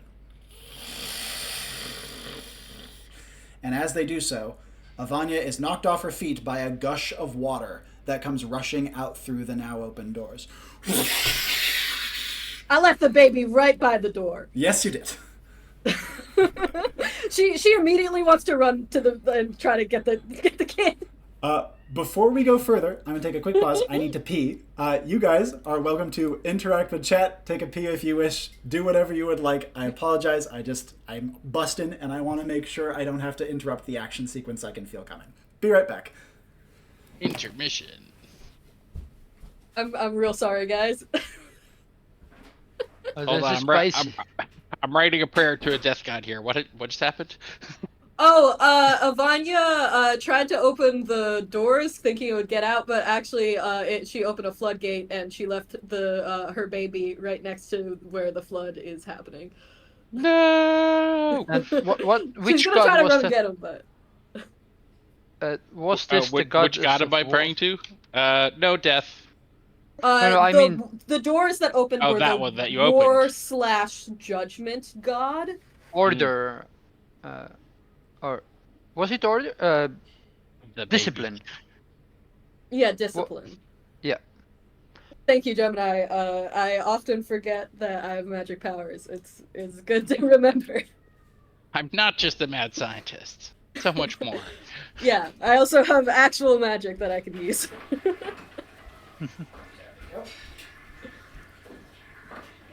I'm hating how Avanya's acting right now, but also loving it. Very irresponsible. Yeah, she does not care, even though she very much should care right now. Hello. Okay. Now, let us carry on. We'll begin with Avanya, currently blubbing underwater. Like, if you've ever been hit by a wave taller than you at the beach, it feels like that. Like you are... I love that feeling. It's like, awesome. Genuinely in real it's life. so It's fun. great. But It's you are wonderful. completely bowled off your feet and are, like, whooshing backwards over the clay. Perfectly fine. I want to use that momentum of being whooshed to try to, like, point myself in the direction of the baby and hold it above the water as best I can. As you are whooshing over, you unfortunately left it on the other side of the room. Very close to where that water is rushing out. You see that it takes up the cloak and brings you and it to a head at the center of the room.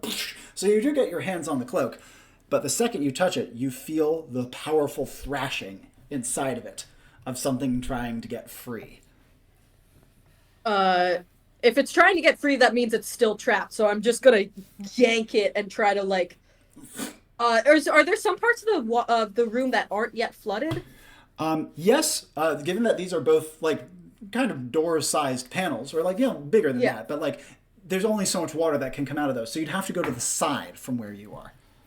Are there any of my allies to the side? Yes, that is where Hemlock is. And Tavan, Glitch is up on the second level over, above you. Hey, Hemlock, I'm real sorry. Avanya's thinking in the heat of the moment. She grabs the baby sack and hucks it at you. Now, as you go to huck it, this thing is actually heavy. Between when you last touched it and now, it feels like it's quadrupled in weight. And so you barely managed to get it out of the splash zone, but even so, just from like this throw, you can see that it's doubled in size since when you last held it, and you can see it thrashing inside of the cloak, sending feathers everywhere. Before we go further, actually, you have a lab coat. It's not send pens everywhere. We'll go with that.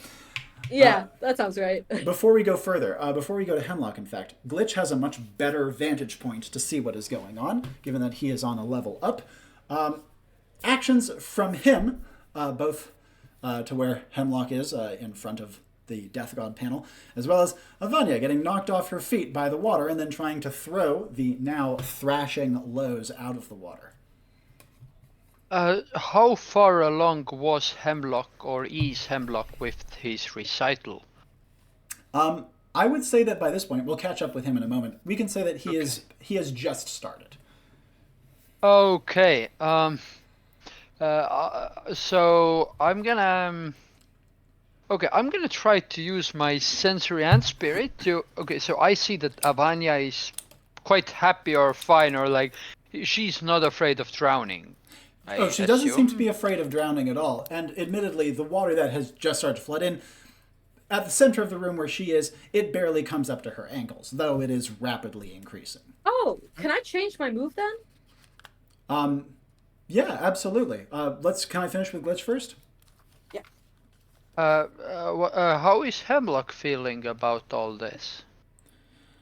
I think we're going to hear from him in a moment. So if your actions are contingent on others, then we can yeah, they are. So I can skip them for now. Yeah. No problem. In that case, so Avanya, from where you got sloshed to in the center of the room, the water level was quite low, even though it was very high when you got knocked off your feet. So while you're getting to your feet, still bedraggled and covered in stuff, what do you want to do?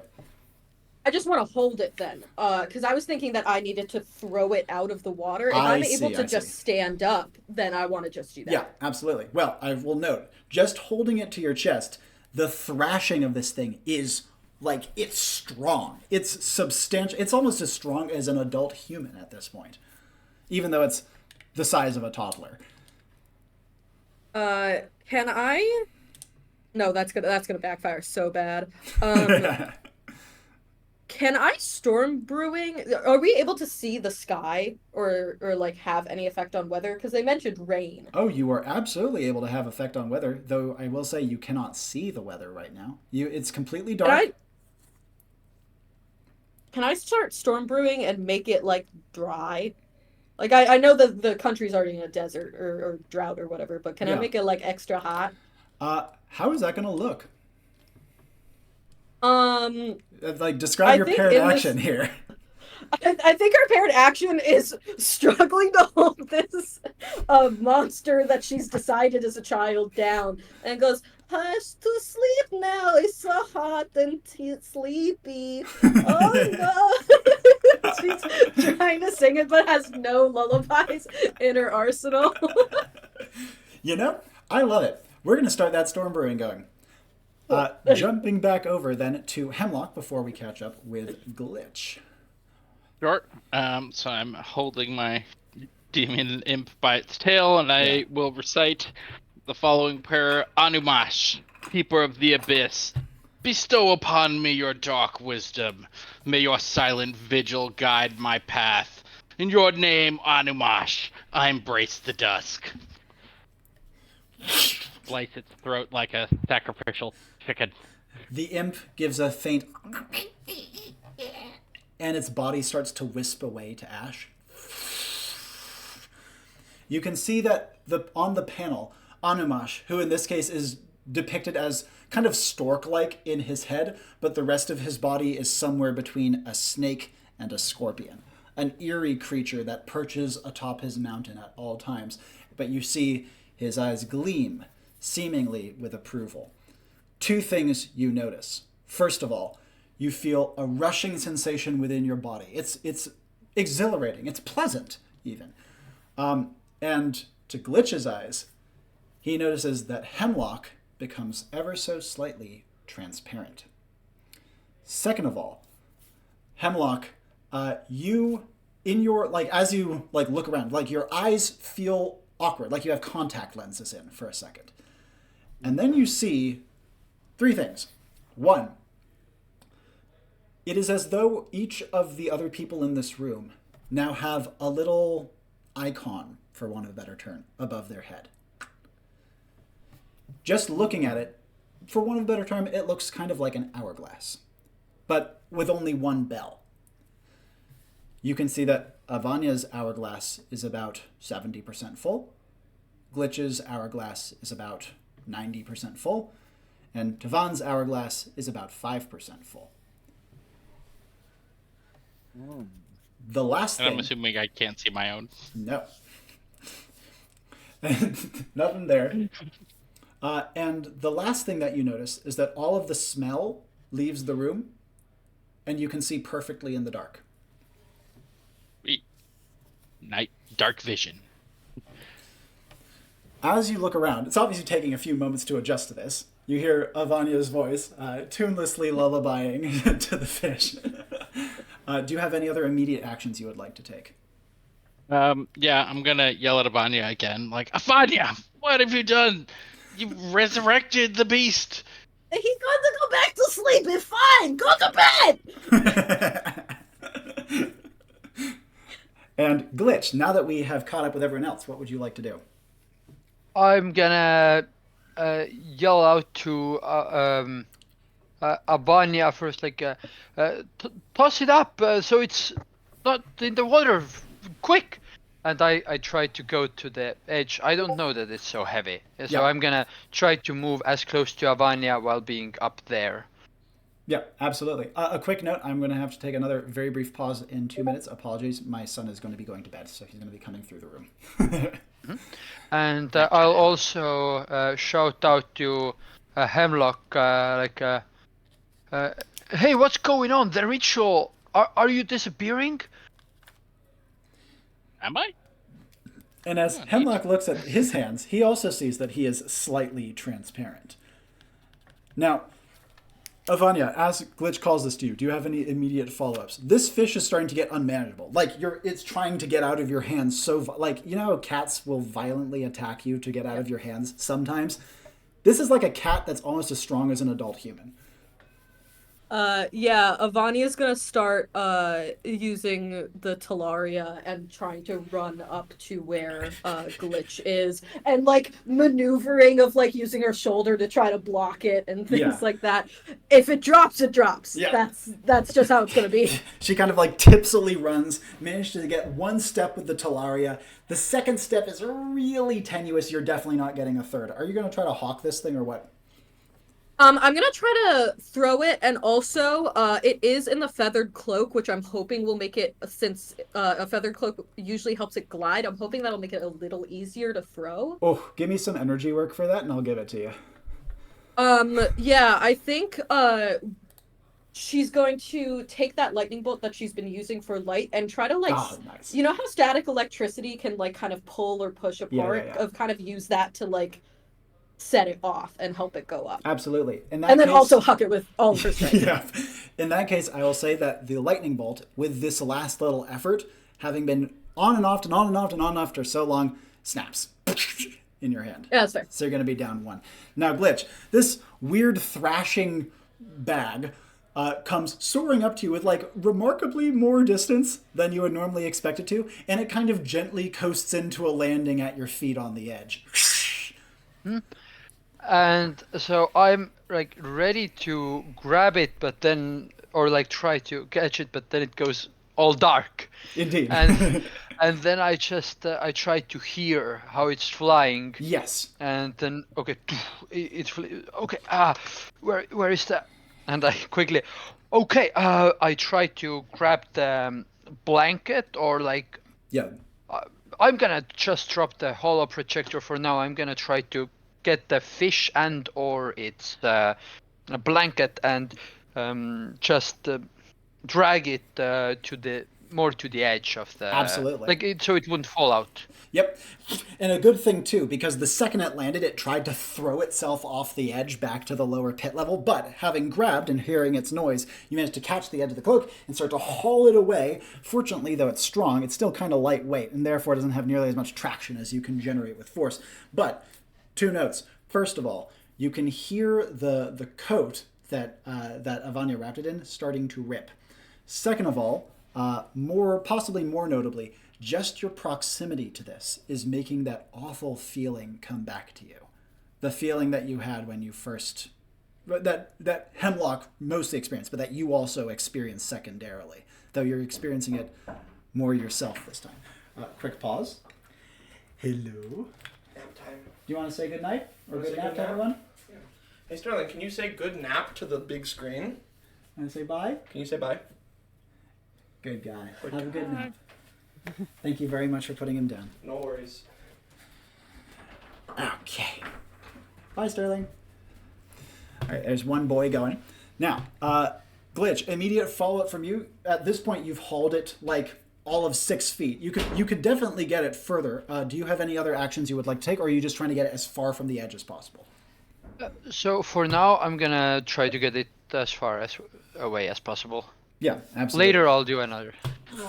You take another 1, 2, 3 pulls. You finally hit the edge that has the sacrifice mosaic on it, and you can pull the bag with one last hove to be like right up against the corner.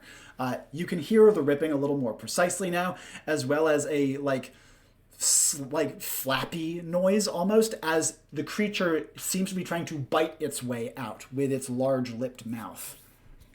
Yeah, that reminds me.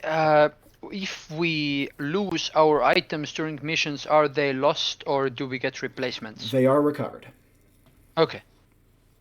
It's So an yeah, excellent that's question. it for that's it from me for now. Absolutely. Now, let's jump back over to, let's say Avanya first, then Hemlock. Having done the jumped up through, the descent is much less elegant and you land in the mud, but you are like mostly on your feet. So what would you like to do immediately afterwards? Is the water still rushing in? Yes, it is. Okay. Hemlock, is there a god of no water? Having looked through, you know from your book there is actually a god of drought, but they are not depicted on this on any of these panels. Interesting. Could Oh, I respond with something more to the effect of, oh, did you know that these nearly always have a valve that you can turn to turn them off?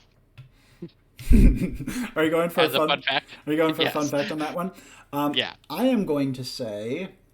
Let me think about this for a second. I am going to say yes, but with the caveat that you don't know where it is. It's not going to be. It might be fairly deeply buried. didn't Glitch say there were more ones upstairs? Maybe it's there.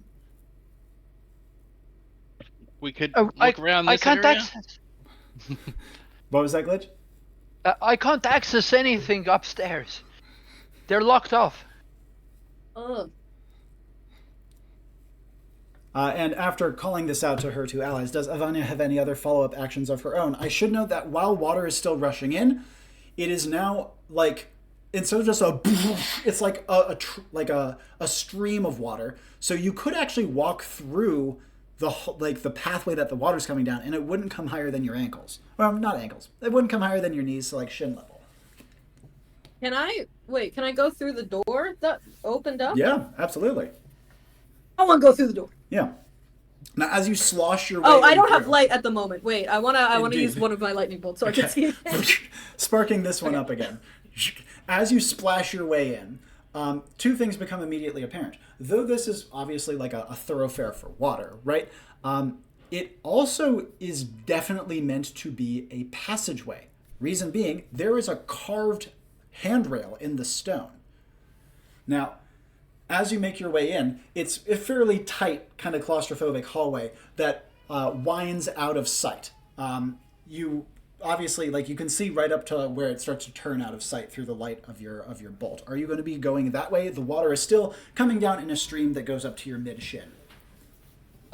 I'm gonna shout out, "I'm following this pathway. Do whatever you want." And then yeah, I'm gonna keep walking. Yep. She starts to splash her way down this this passageway.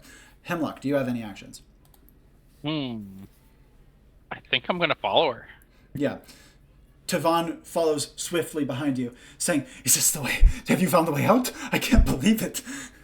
I don't know. Perhaps. It might be a way to more water and demons. Demons can be useful. He responds to Oh yeah, neither this of tour these. he killed demon. This is a smart man. Now, Hemlock, two other things of note. When you now are registering that when Avanya threw the fish, her hourglass went from 70 to 85. When Glitch had it up with him, his went from 90 down to about 60. I think I will share this information with my colleagues, mainly to the effect of, I suspect I earned a bit of a boon here, and I think I understand how likely someone is to die. Or live, as the case may be. You feel Tavon's breathing go fast behind you as you say this. You're fine, friend. Don't worry. What's he at? Thank goodness. 5%. Now, Glitch. Avanya has vanished into the passageway that the water has come out from. Hemlock and Tavon are following her. What would you like to do? So as I understand, the water stopped flowing out. It's still flowing, but it's flowing slower. It's no longer like a huge wave. Instead, it's a consistent stream that, from what you can see, it's coming up to Avanya's shins, so like partway up her lower leg. But it will rise up. It's slowly rising. It is slowly rising. It will probably take quite a while for it to get to this level, unless something increases the flow of water. Okay.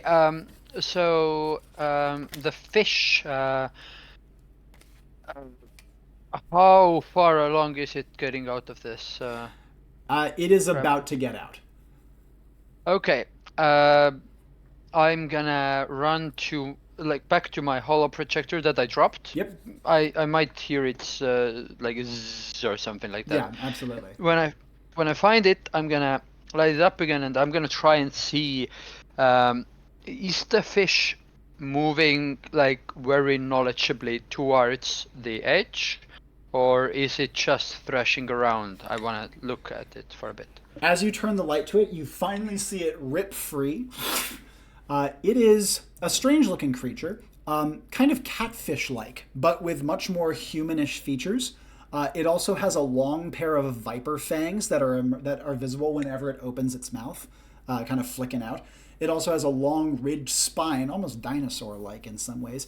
And though it has pectoral fins, the pectoral fins are very developed and almost look like human hands in kind of a creepy, spidery sort of way. And as it rips itself free, you can see that after a moment, it flicks its head towards the edge, and it has nostrils, and its large nostrils take a big sniff and clearly beeline it towards the water as it starts to wiggle its way out of the bag. Shit! I shout out like this, shit! And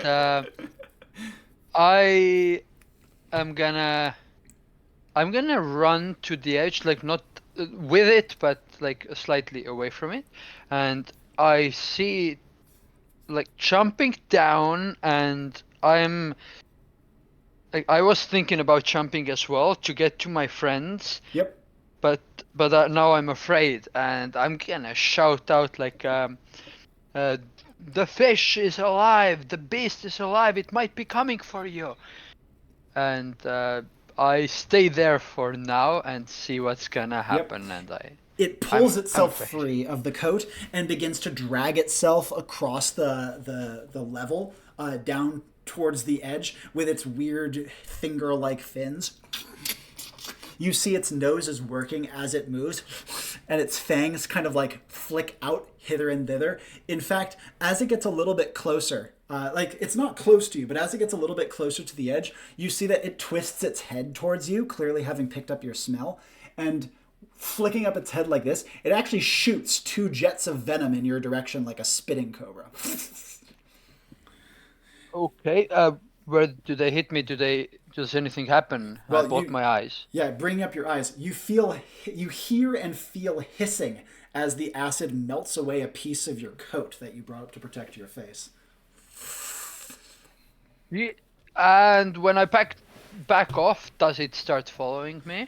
You see that as you back off, it opens its mouth You know how a hippopotamus is like freakishly can open their mouth like half their body size? It can do so as well. It's like it had extra mouth that it was hiding just for this display as it opens its huge gaping jaws and snaps them shut and gives a final push to get off the edge. Okay. And then I'm gonna shout out, and it has acid! Okay. You hear a splash as it hits the water down below. But before we go further, let's jump back over to Avanya, Hemlock, and Tavan bringing up the rear. You've heard these comments from Glitch, but you've made it past the first turn. You've got a little further ways, and you have finally entered like another turn that has led to something more interesting up above you. Like I said, this is kind of a confined passageway, like a very tight hall. You can only faintly hear Glitch's voice echoing down after you. But now, rather than a closed ceiling, there is a grate above your head. Big enough that you could get a hand through, but nothing more. And high up enough that you could only barely get your fingers if you jumped. Do we know that the sounds that Glitch are making is Glitch saying, "The monster's free, run for your life"? Yes, you did hear that last comment. He said it very loudly. Neat. Avanya's going to thrust her toolbox into Hemlock's hand, go, "Break the gate!" and then start darting back towards the main room. Yep, absolutely. Hemlock, you have a toolbox shoved into your arms. So I have a grate above me. How far above me is it? Again, if you jumped, you could barely get your fingers on it. Do I see any, like, nuts that I could unscrew, or is there anything that's actually keeping it in place that I can see? Looking up high, like I said, this is a largely Bronze Age technology with a couple of, like, Renaissance flares. They definitely don't have anything as sophisticated as a bolt. And looking up high, it looks like these are, like, wrought bars that are just kind of, like, shoved into the walls, or rather, that's a little clunky. They have like divots made for them that the bars have been put into and maybe like melted into place, such that they lock in tight in two long lattices. Because of that, you probably need mostly brute force to get through one. Yeah, and I'm imagining probably not too many tools. I mean, a file is something I'd maybe find in there, like a metal file, but that's going to take forever. Yep. Hammer's there, front and center, knowing Avanya. But again, I'd have to like chip away. Yeah, exactly. That would take a long time. Tricky. And otherwise, we're at a dead end here. You're not at a dead end. You could go further. I just mentioned this place because it's where there's a difference in the passageway. I might like continue a bit further on, but keep note of where this spot is. Yep. And in fact, you don't have to go much further to find the dead end. In this case, you find that there's a solid wall that has a slit at the ceiling, quite a big slit, but no bigger than you could get, like, again, a hand into this way. And that's where the water's coming down. Pouring down, hits the ground, and then goes out as a stream. I'm going to open the toolbox. Could I find a chisel and a hammer, like yes. a mallet? I'm okay with both of those things. Tavan says, "Do you think that we can?" He points to the slit where the water's coming up. Maybe make that bigger. Maybe. Will that actually help us? Or probably maybe not. We could. Now that you think about it. Yeah. Or let's try this grate here, and just try and like chisel away. And really, what I'm trying to aim for. It's out of your reach. Like even if you jumped, you could barely get one tick in. You'd have to find a way to get up higher.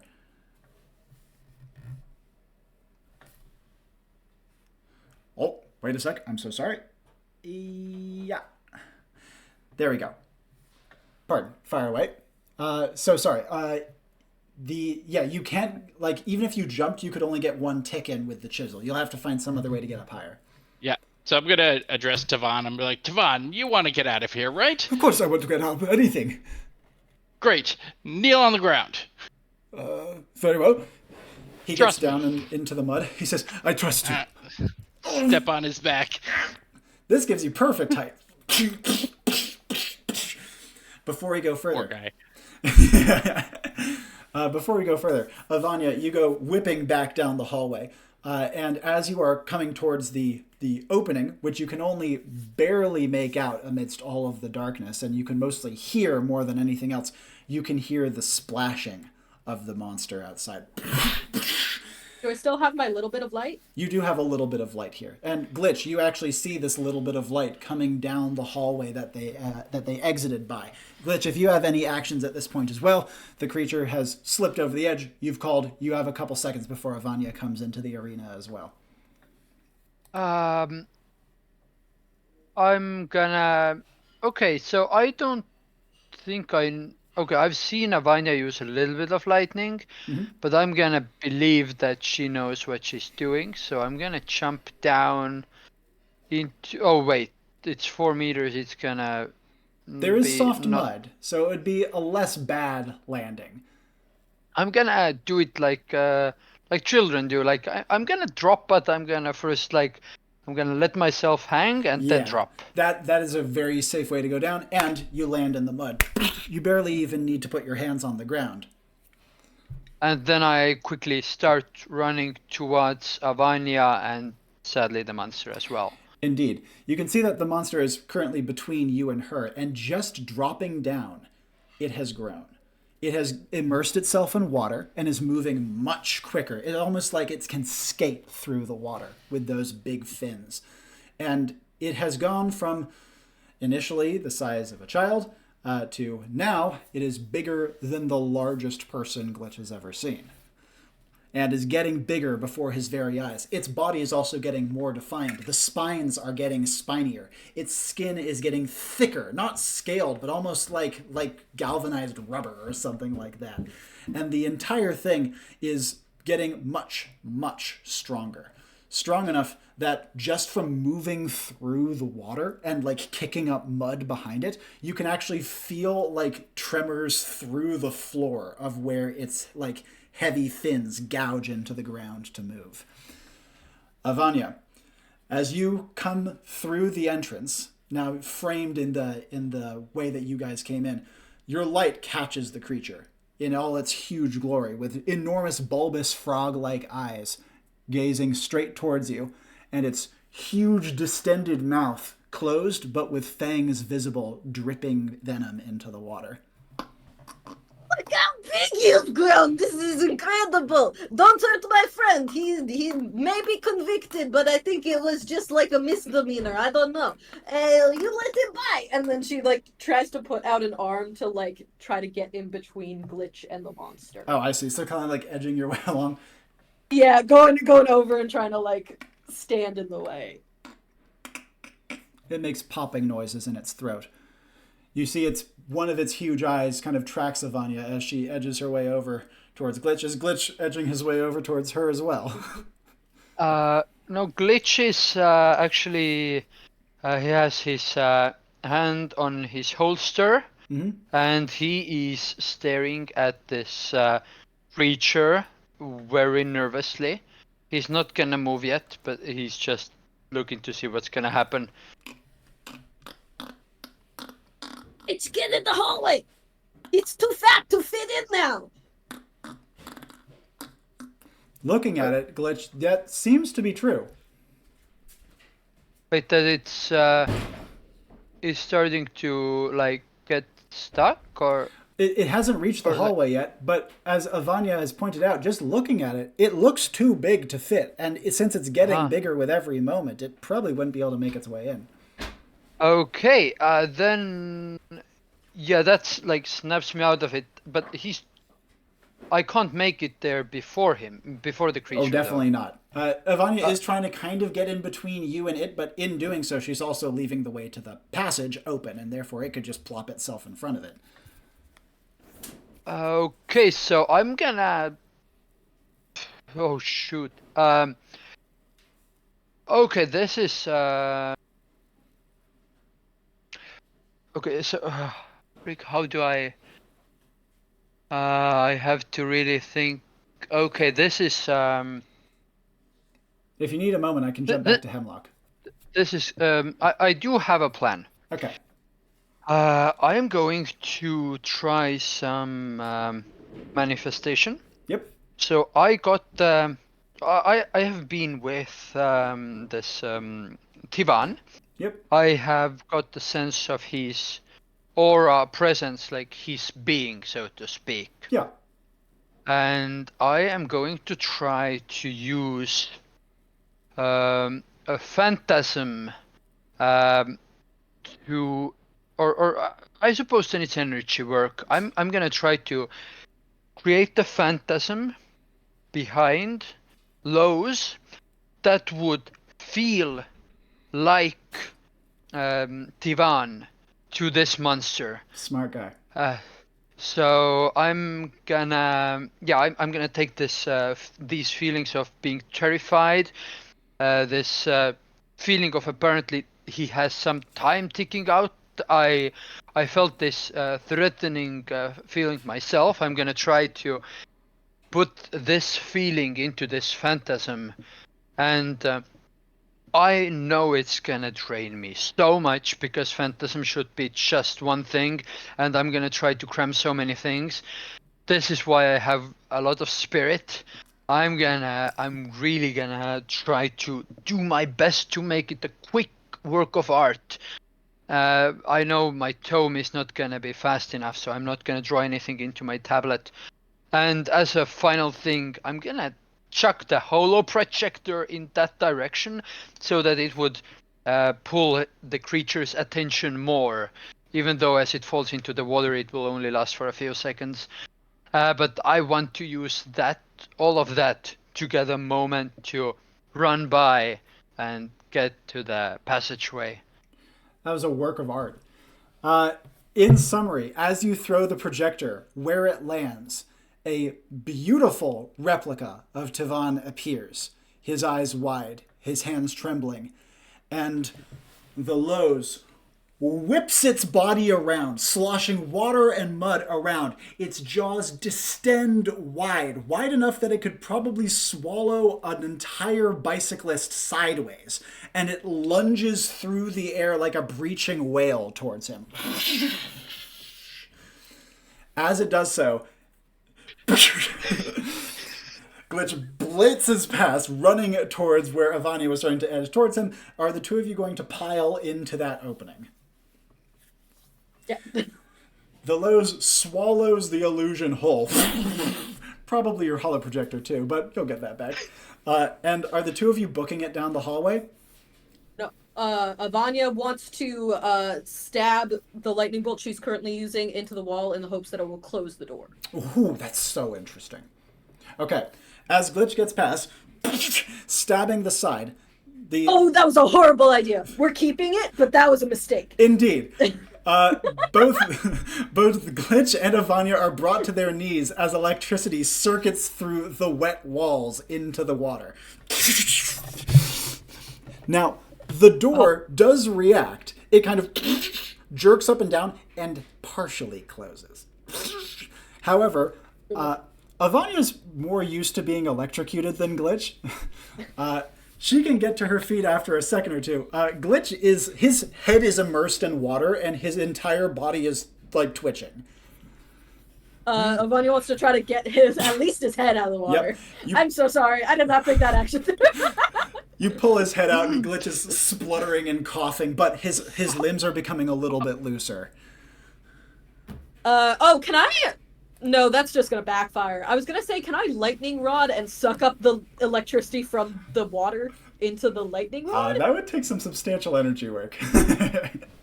Yeah, I have no idea how I would do that. I feel like just let it dissipate naturally Yeah. maybe is the better course of action. Any follow-ups from Glitch as Avanya pulls him out of the water with his limbs only barely starting to loosen?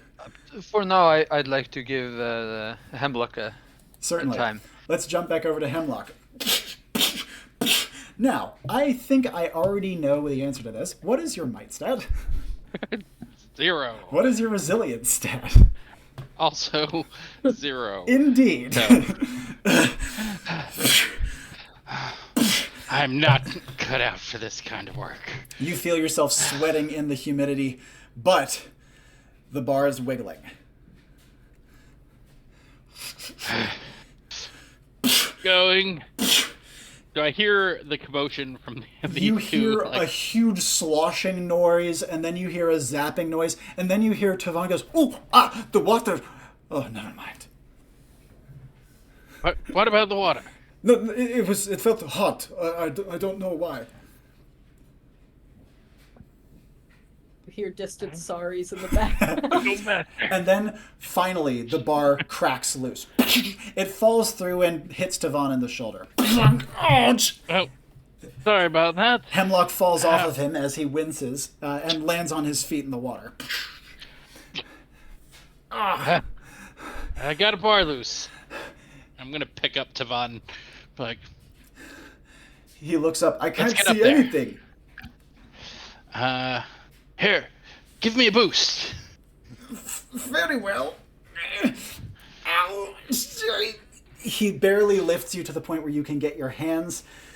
And then, oh god, this is not easy. But with Tavan helping you from below, you manage to barely haul yourself up, squeezing between the bars, and then out.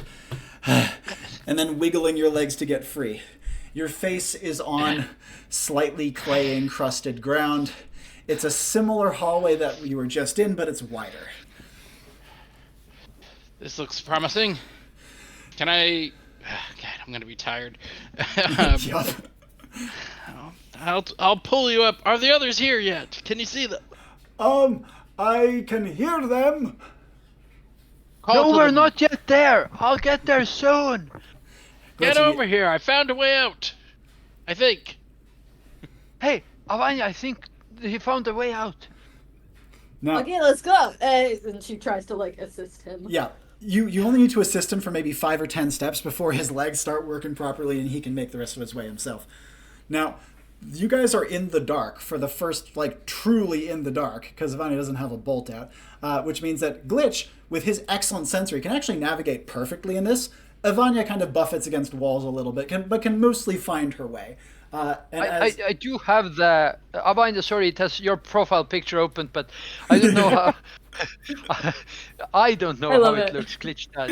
Yeah. Yeah, this is the lightning bolt. Perfect. So I still have some light I can give you. With just a little light, you can thank you. easily navigate your way through with minimal bumps. And soon, Tavan's wide-eyed face comes into view. He says, there you are. It's up, look. And you can see that Hemlock has chipped a bar free. Avanya's toolbox is on the ground, as is a bar. Well, let's get up there then. Avanya, you want to go first? Tavan I'll offers... go last. I can fly a little. Oh, very good. Tavan offers a hand to Glitch to help boost him up, too. You have to go first. There, I can't, he points out, I can't climb too high up. So I'm gonna, I'm gonna try and re- lift him. Reach some hands down. I'm like, Yep. I don't got much strength, but I'll help pull you up at least. Between Hemlock and Glitch, Tavan is pulled up and through. He makes it through, and then Tavan leans over and reaches a hand down. Here, I can help a little. And I try to jump. And you jump, grab. He's kind of jerked forwards. He says, please, on my legs so I don't go down, to Hemlock. Yeah, I'll grab him. And then, Don't fall. scraping Last thing you Tavan... need is break your neck. Indeed. Scraping Tavan along the stone floor, Glitch, Hemlock, and he barely managed to haul Glitch out.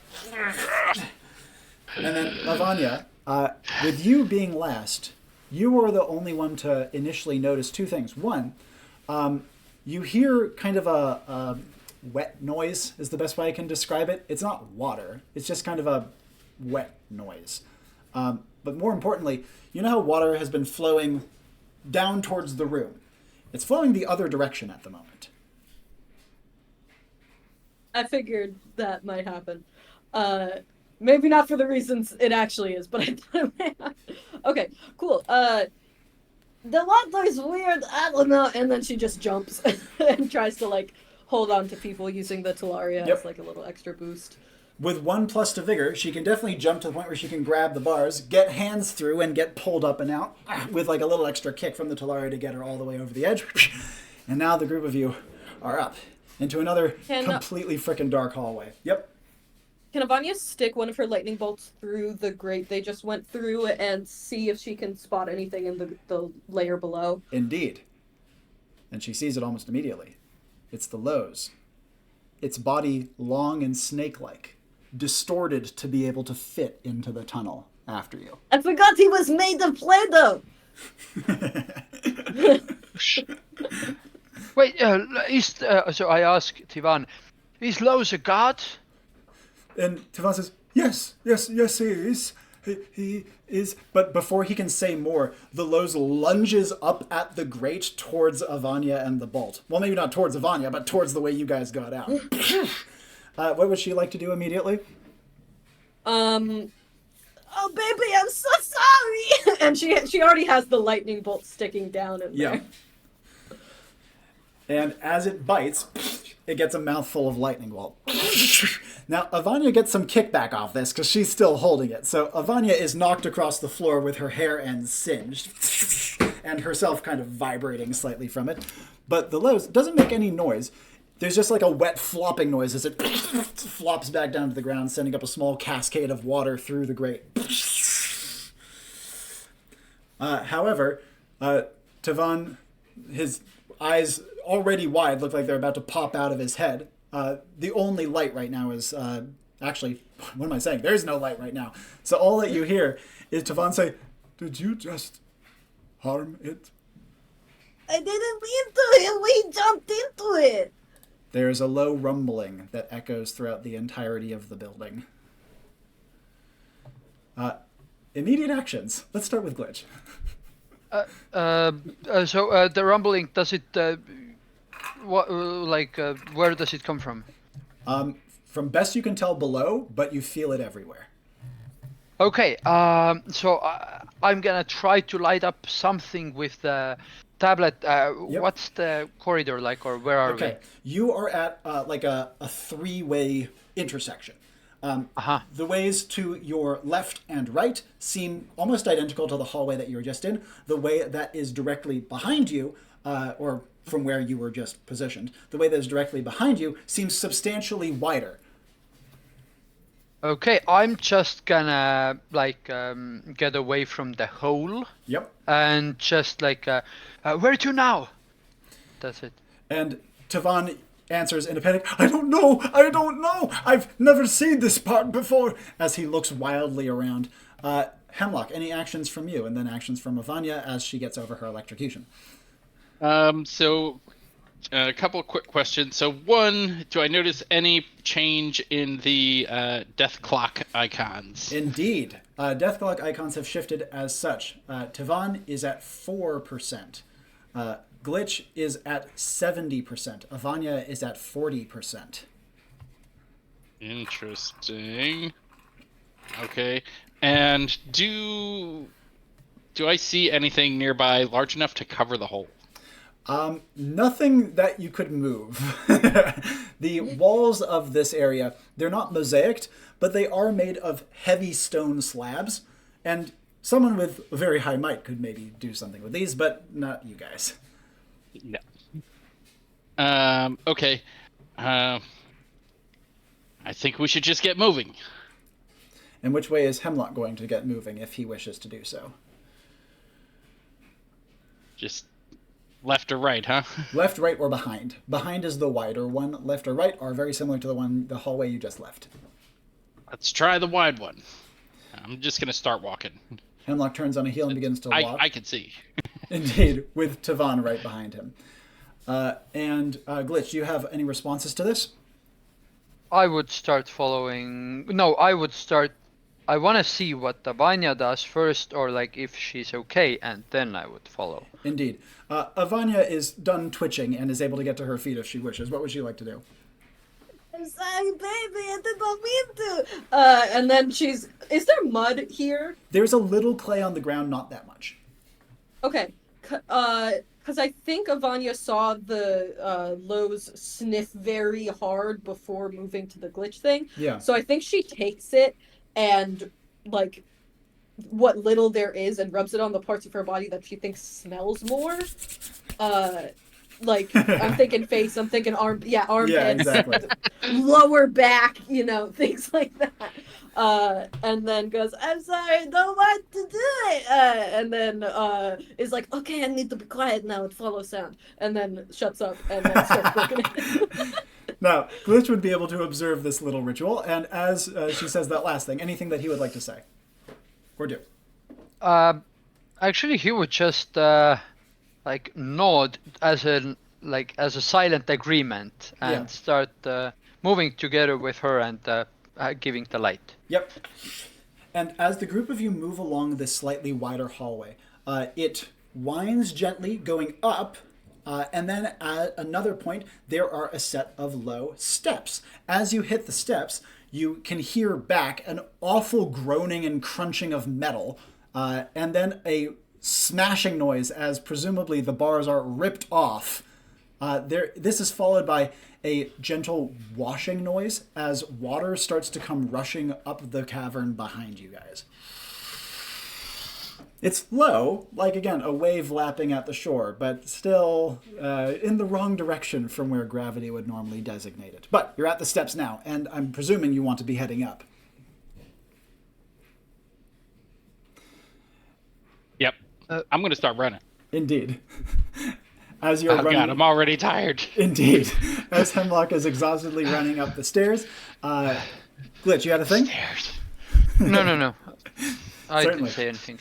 As you guys get to the top of this flight of stairs, however, you find yourself at another intersection. This time, there is a left and right straight fork, both of which are about similar to what you have been on right now.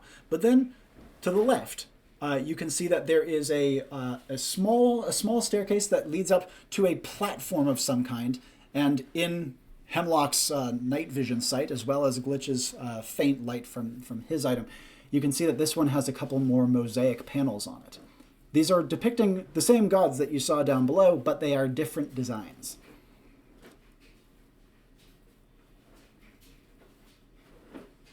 One of them's the drought god. Hemlock? I'm always interested in exploring, but don't we have a fish monster chasing us? Do we have time for this? We better figure out a way to either get out or get out of the water. Drought god might be best move.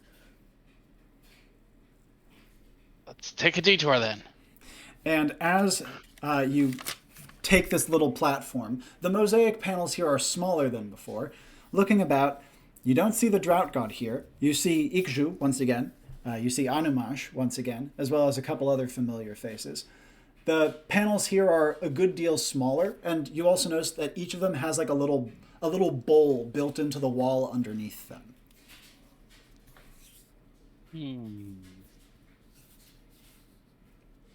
Would we recognize any, a weather god or maybe a fire god? As you look through, there is a fire god, or I guess a better way of putting them would be an earth god who happens to be very hot. Like, physically or like... Physically. Okay. As in, I will melt you hot. Yeah. It's like very attractive. Well, considering the monster design around here, you can imagine what the answer to that one is. Hemlock, is there a god of not being underground anymore? I wish. We've got a earth god here. I see we've got an offering bowl, perhaps. I have nothing to offer. I got you certainly screwdriver. do. We all do. We have nothing to offer that we would want to part with, I think, is what Avanya meant. Tavan says, We're all in good working order. what do we need to part with? In my personal research, many, perhaps even most gods are quite partial to blood offerings. Of course they are. Of course they are. He says, Shall we? So long as it does not No! so long as it does not take my life, I offer willingly. I shall do it with you, friend. He steps onto the Don't platform. do it in your hand! Yeah. Now you can't grab things. Tavon, You want to do right here, upper bicep. Okay, yeah. Tavon Forearm, seems forearm. calmer than he has been for most of this. It seems that blood offerings are common enough around here that he's not at all perturbed by the idea. And he offers his arm. He doesn't even wince. Blood pours from the two, Approving. and it starts to fill the bowl gently. The god's eyes on the panel gleam. Oh, you gotta There's- fill the bowl all the way up, you motherfucker. It is, indeed. Sorry, I'm so sorry. I should have had an outburst. You bitch. I'm so sorry. That's so funny. No. And the bowl, as your arms start to dry up slightly, is maybe halfway full. I think we need Okay, more, it's friend. blood time. Everybody gotta give up the blood, I guess. And she holds out her arm for the knife. Honestly. Can Half I of have this some is your sort of fault. sterilization liquid? Just Yeah, this has already got demon blood still crusted on it. Like, Yeah. you'll be fine. Enclave Medical will handle it. Just I don't you're want the to one be that got the diseased. thing wet in the first place. I don't like bacteria, and then she does it Yeah. anyways. Avanya would probably give an involuntary yelp at this. Oh no, do I have to do Which- it as well? Or I can give double, but I'd prefer not to. Tavon Yeah, says, I will happily give double. If I that's think not too we much can to ask. keep this democratic. Tavon says, blood you can replace, a life you cannot. And he offers his other arm. Which we're risking his life here. Sorry, I realize you want not. I think you want here-ish because I think here you hit an artery, but When Hemlock says this, I wince. Okay, just give me a moment. Aren't you a biohacker? Are you afraid of blood? So I'm gonna quickly go to my notes and I'm Indeed. gonna select people, Enclave, me. I'm gonna pop out this same thingy as before, Yep. and this time I'm gonna go to pain and I'm gonna reduce this. Okay. Do it. Wherever. Yeah. Great, we're all ready. Glitch, you feel nothing and yet it's awful. Yeah. It's. Tavon gives you a pat on the back and says almost calmly, you get used to it. It's not so bad. In life you just go up and down the hill, yes, and then things get better. I guess it. Okay. Nothing happens, does it? The bowl drains spontaneously. And then the god's mouth on the mosaic opens. And hot air blows forth. The air is so dry and warm that it feels like you're in a clothes dryer, like immediately. You hear a hissing noise from the ground as steam starts to plume up.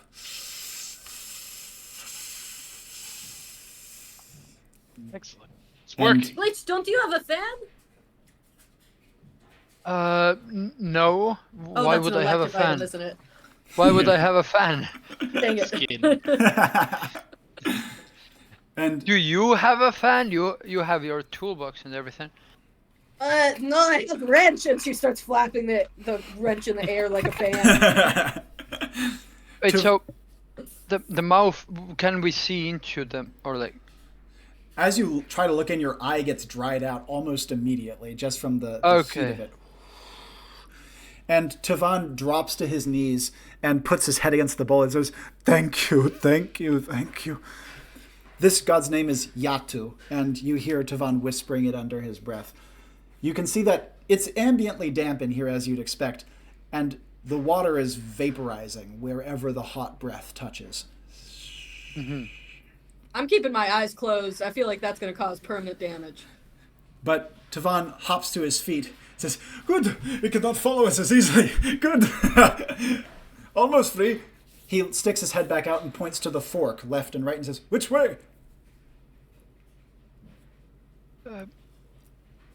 I got a good feeling about the right one, Glitch lies.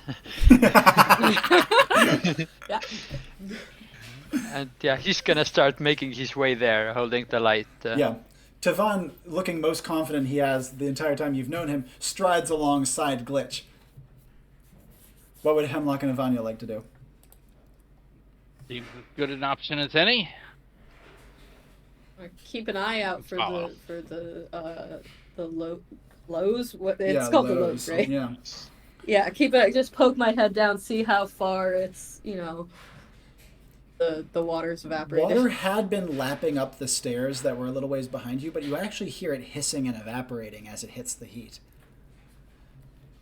You make your way... And I don't hear any floppy flap. You don't hear any Play-Doh. floppy flap flish Play-Doh. Nothing like that. Not now, at Okay, least. cool. All right, we'll keep walking then. You make your way up the right path. It turns out that it is leading up, in fact. And you go up it for, what feels like 10 seconds, then 15. And then it opens up into a much wider room. And for the first time, there's light. This room actually has daylight filtering in through windows in its ceiling. However, the room also has something else. Besides a couple of beautiful, huge statues of many of the same gods you saw depicted down below, there are people in here. Quite a few of them, actually. You can see a number of cloaked individuals, garbed in bright, beautiful white, who are examining a statue closely. In fact, it's the god Yatu, who you guys just invoked down below. You see that many of these are armed, and they are investigating the statue with a deeply deferent curiosity, as well as perhaps a little bit of concern, judging by one of them who is gently touching one of the panels of stone that make up this statue with a perturbed furrowing of his brow. These people have spectacular jewelry, in some cases piercing through their entire cheeks with a single metal barb. What would you like to do? They have not yet seen you. It's a reasonably large room, and you have entered out of a small entrance off to the side.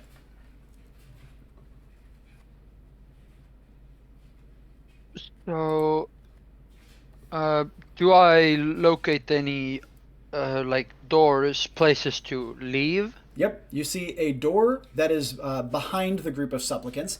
The doors are the first normal doors you've seen here. They are closed and barred from the inside, where you guys are, with a huge, heavy slab that is being guarded by two enormously muscular and statuesque guards, whose armor is like male bikini armor, and they're carrying huge glaives over their shoulders.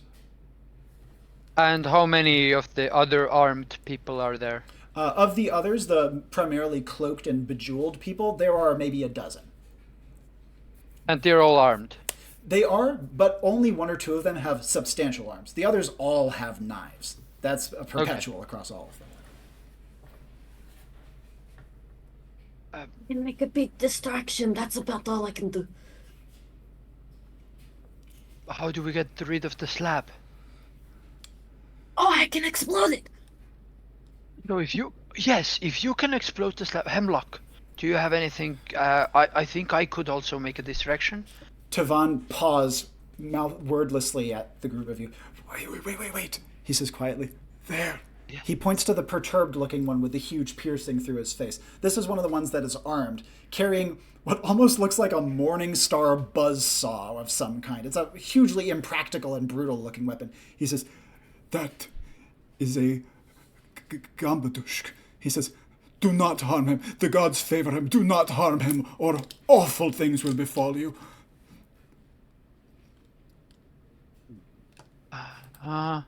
The two guards by the door were not who he was indicating. Only the one individual investigating the statue. Avanya leans to her teammates. Our goal is to just get him out of here, right?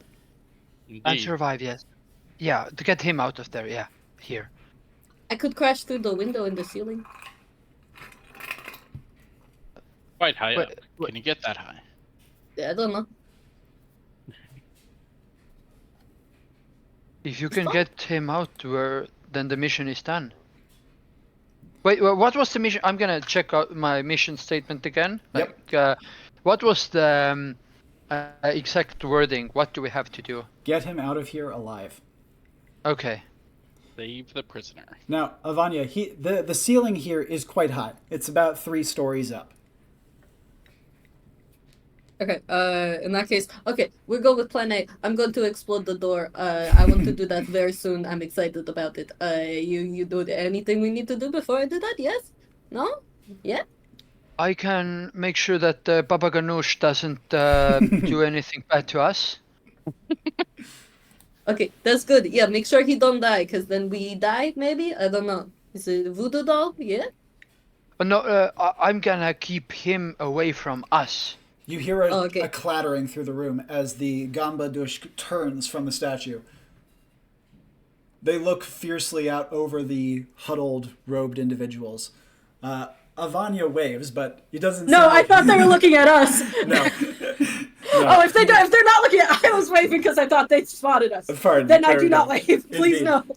He looks over, not yet seeing you, and says in not Metro, in a local language, but Tavan translates. He is awake. Someone called to him and gave much. Tavan is translating this under his breath. But who? Who now dwells within? We have not ordered any to go, not while the Lowe's is sleeping. Not until the drought is gone. And it is by his will that it continues. See not the sky outside. Who then? He looks out accusingly across the robed individuals.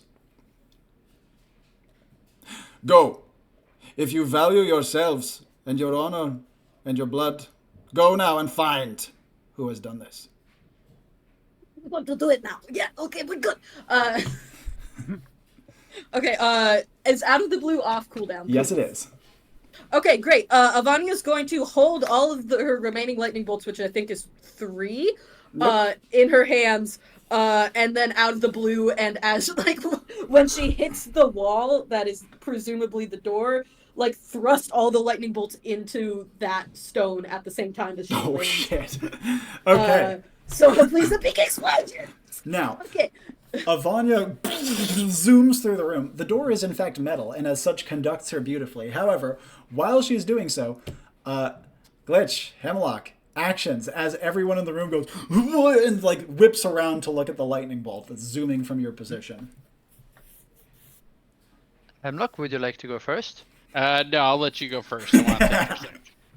Okay, so I'm gonna fixate on the person whom I call Baba Ganoush for now. Indeed. We'll stick with that. And I'm gonna like whisper under my breath like we have very little time to get out of here, and I focus, and it's like I almost like take a picture with my hands, almost focusing on this God-favored being, and I use my viewpoint with a faster casting time, and I like almost like dive into his mind. Yeah. But my I'm gonna try and energy work it to, or no, it's not actually energy work, but it needs to do a lot again. It needs to hide me, my 2 friends, and Tivan from this godly creature or being human. Yeah. Now, 3 of you, this is going to be very easy on. But since Avanya just made a huge frickin' scene, that's going to be very hard to conceal from him. Aha. How do you want to deal with that? Are you going to let her be visible, or do you have another idea? I'm going to like yelp out like fuck, Avanya, I'm sorry, I can't do it with you. Good luck. And I'm gonna yeah. The viewpoint holds beautifully. You know for a fact that you are completely concealed from his vision. Now, after doing so, do you have any other immediate follow-up actions, Glitch? Not immediately. I'm just gonna wait for others. In that case, Hemlock, do you have a thing that you want to do, or do you want me to check with Avanya first? I think you can check with Avanya. I will, just hide within the safety of the illusion for the moment. There's quite a lot to do with Avanya. You zoom over the door, smash into it, and as you smash the door, you realize this is a thick door. This is a very thick door. Enough so explosion. that you slamming into it with Out of the Blue doesn't even scratch it. However, it does do something else. Namely, the two guys who are guarding it get blasted off their feet and go convulsing to the ground because they were touching the metal of the door when you struck it. So, those two are down for the count. But, do you still want to try to do your Thunderbolt plan? Because that Out of the Blue did nothing. The thunderbolts were supposed to, or the lightning bolts were supposed to happen at the same time. Indeed, to double up on it. So I don't have a choice on if I still want to do it. Yep. It's already Okay, happened. I see your understanding. In that case, it wouldn't be that it leaves not a single scratch. It does leave 3 scratches, but unfortunately, no more than scratches. However, it does mean that those guys that got knocked to the ground, they're not just convulsing, they're smoking from the amount of electricity that just went through them. Fantastic. Where's the lever? That's all I'm thinking right now, is there's got to be a lever to the store or some shit. Like, are there any of those runes that I saw from before that indicated a door or an opening? Yes, indeed. However, the runes, so you just slammed on the door. Boom. You slide down a little bit from your point of contact, and you actually land on the crossbar, right? The crossbar has the runes on it. Okay. Cool. I touch it. Okay, as you drop down, touch. Nothing. Not even Oh, God damn it, they hate me now. not even a ready pulse this time. Now, so Avanya, to you, there's some serious problems. First of all, you have 12 very angry armed men rushing towards you, screaming at you, while behind them, a buzzsaw-wielding maniac is chanting and almost looks like he's singing, as he looks like he's revving up his like buzzsaw Morningstar and making it go faster and faster in his hands. Okay, yeah, Absolutely not. And she thunderclaps to try to get them to push back. The thunderclap launches the first couple off their feet, and the others are at least pushed and sent staggering to the ground. But the Gambadushk wades between them, pushing them out of the way with his hands. Like I said, he's wearing incredibly ceremonial garb, lots of jewelry, much of which is pierced through his body. He's wearing some armor, but it's in like very useless places, like a little on his side, some on his arm, some on half of his face. It's mostly for show. you are a beautiful man, you know this? And the Gambadushk, while like spinning the Morningstar, pauses his singing and says, "You recognize the resplendence given to me by the great ones above and below. The power you wield is equally admirable, but assuredly towards wicked ends." To be fair, it wasn't wicked before. It recently became so. I can tell because you don't no longer do the clicky thing. And then there's a moment as he stops walking now, still spinning, and says, "I see. So it was you then. An interesting opened the door. trickster." Oh no, I don't trick. I say truth, probably too much. He says, "A truth-telling infiltrator who has disturbed our great ones, and yet curried their favor to some degree. Fascinating. Fascinating indeed." Happy to tell you more. I'm just trying to talk my ass off while they do some random shit. This is the goal. He draws his hand across his face, slicing open his hand on one of the jewelry pieces that is across his mouth. He then blows his hand and the blood flies into the air into an intricate flecked pattern. And he says, "I see. You will make a fine, fine sacrifice." Oh, thank you. I'm very flattered by this. And as he clenches his hand shut and wipes it across his chest, you can see that the blood stain wiped across his chest morphs into the face, not of the fire god, but of the death god. With its long crane-like nose, as he says, "You may come quietly to me and be honored among the great ones. Or we may battle gloriously. Which would make the gods happier. And then, as he holds his position for a moment and says, they are happy with our decisions, so long as they are joined by their just due. Is it all right if we battle? I would like to see your magic work. As he's saying this, many of his supplicants are kind of staggering upwards to their feet. And he says, very well then, away, away, away. And the supplicants start hurrying away. As he does so, as they do so, he says something in his own language before whirring up his morning star once again. Or again, it's not a morning star. It's a chain, a stick on a chain, you know what I mean, that has a blade at the end. As he does so, some pieces of his jewelry come further from his skin and also begin whirring and pulsing almost like miniature chainsaws attached to his body. She takes up her lightning rod thunder hammer and says, It will be an honor to die by your hand. We'll see if I do. Now, Please God, somebody do some shit. jumping back over to Glitch and Hemlock. As they say this, Tavan whispers to you, he said for the others to go and search. He doesn't believe she's the only one. Okay. I have a thing. I would like to announce the topic of a book, say local blood rituals. Easily done. This is a much bigger book than the other one, too. They have quite a large litany of these.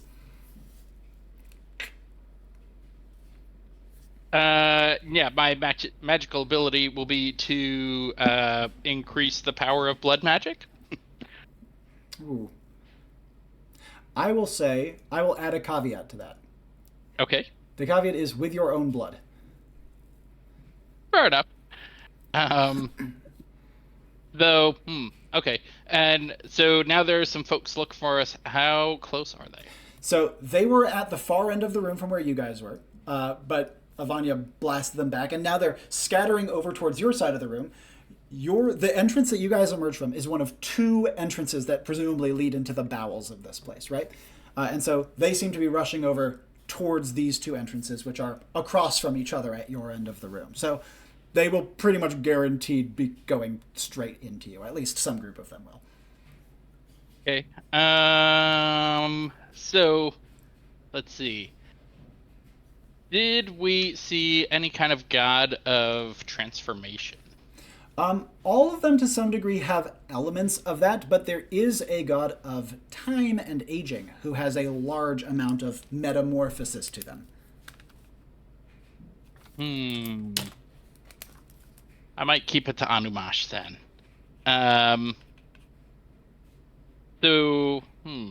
Yeah, I think I want to make a blood offering to Anumash once again, and I'll come up with another incantation for him. So give me a sec. All right. You can come back to me in a minute. Yeah. Sure. Let's jump over to Glitch. So, are these people running towards us, or like half towards us? Roughly half to you guys, half to the other of the two far entrances of the room from where Avanya is. But those two entrances are close enough to each other that if one group is stuck into it, the others will notice immediately.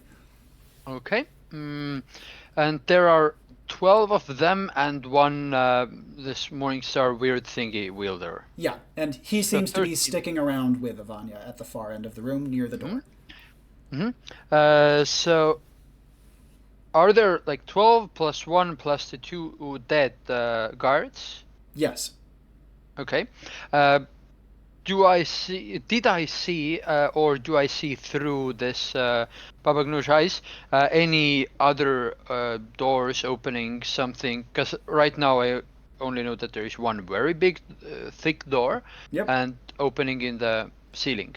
Yep, excellent question. Well, you do actually see something interesting in that regard. Remember how I mentioned to Avanya that the access runes that she screwed around with in the initial place you went to, there are some of those on the bar of the door?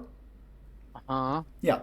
So those runes, even though they're not alive right now, so to speak, they are very prominent in the eyes of the Gambadush. To him, they are always active.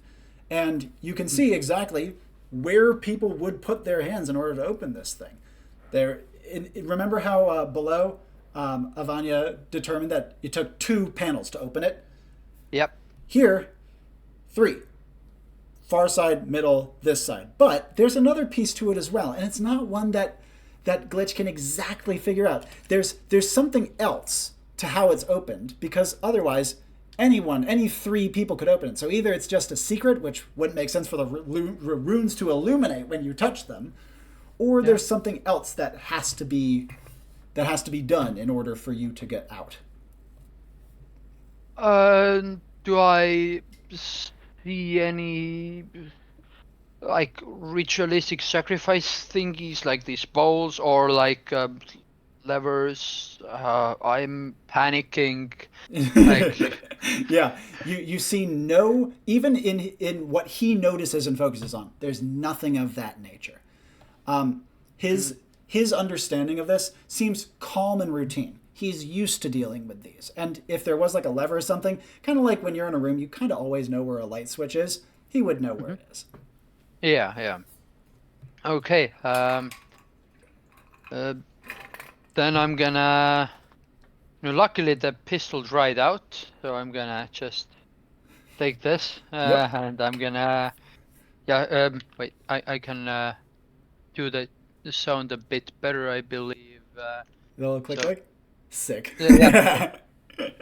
And I'm like, hey, Tivan, Hemlock, I think we're gonna have to do some fighting. But my hands are a little bit shaking. And Tivan says, I've never once held a weapon besides sacrificial knives.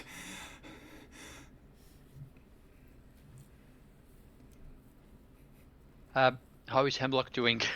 Now, Yep. let's check in with him. Sure. So what I would like to do is, I'm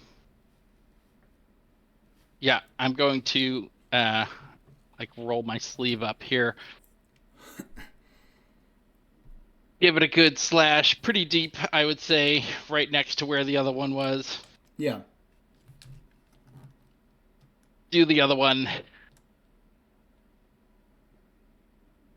And now I have an imp somewhere. Presumably it's nearby. Indeed. In fact, as you look about, you see it's below you drinking the blood that you just slashed. Perfect. Sorry. I'm gonna grab it up. Here I go. Anumaj, Veil of Night. Infuse this. Bind this creature to my will and infuse it with your shadow's might. Ascend its form into your dark swarm. Its head pops wildly, and then its limbs pop.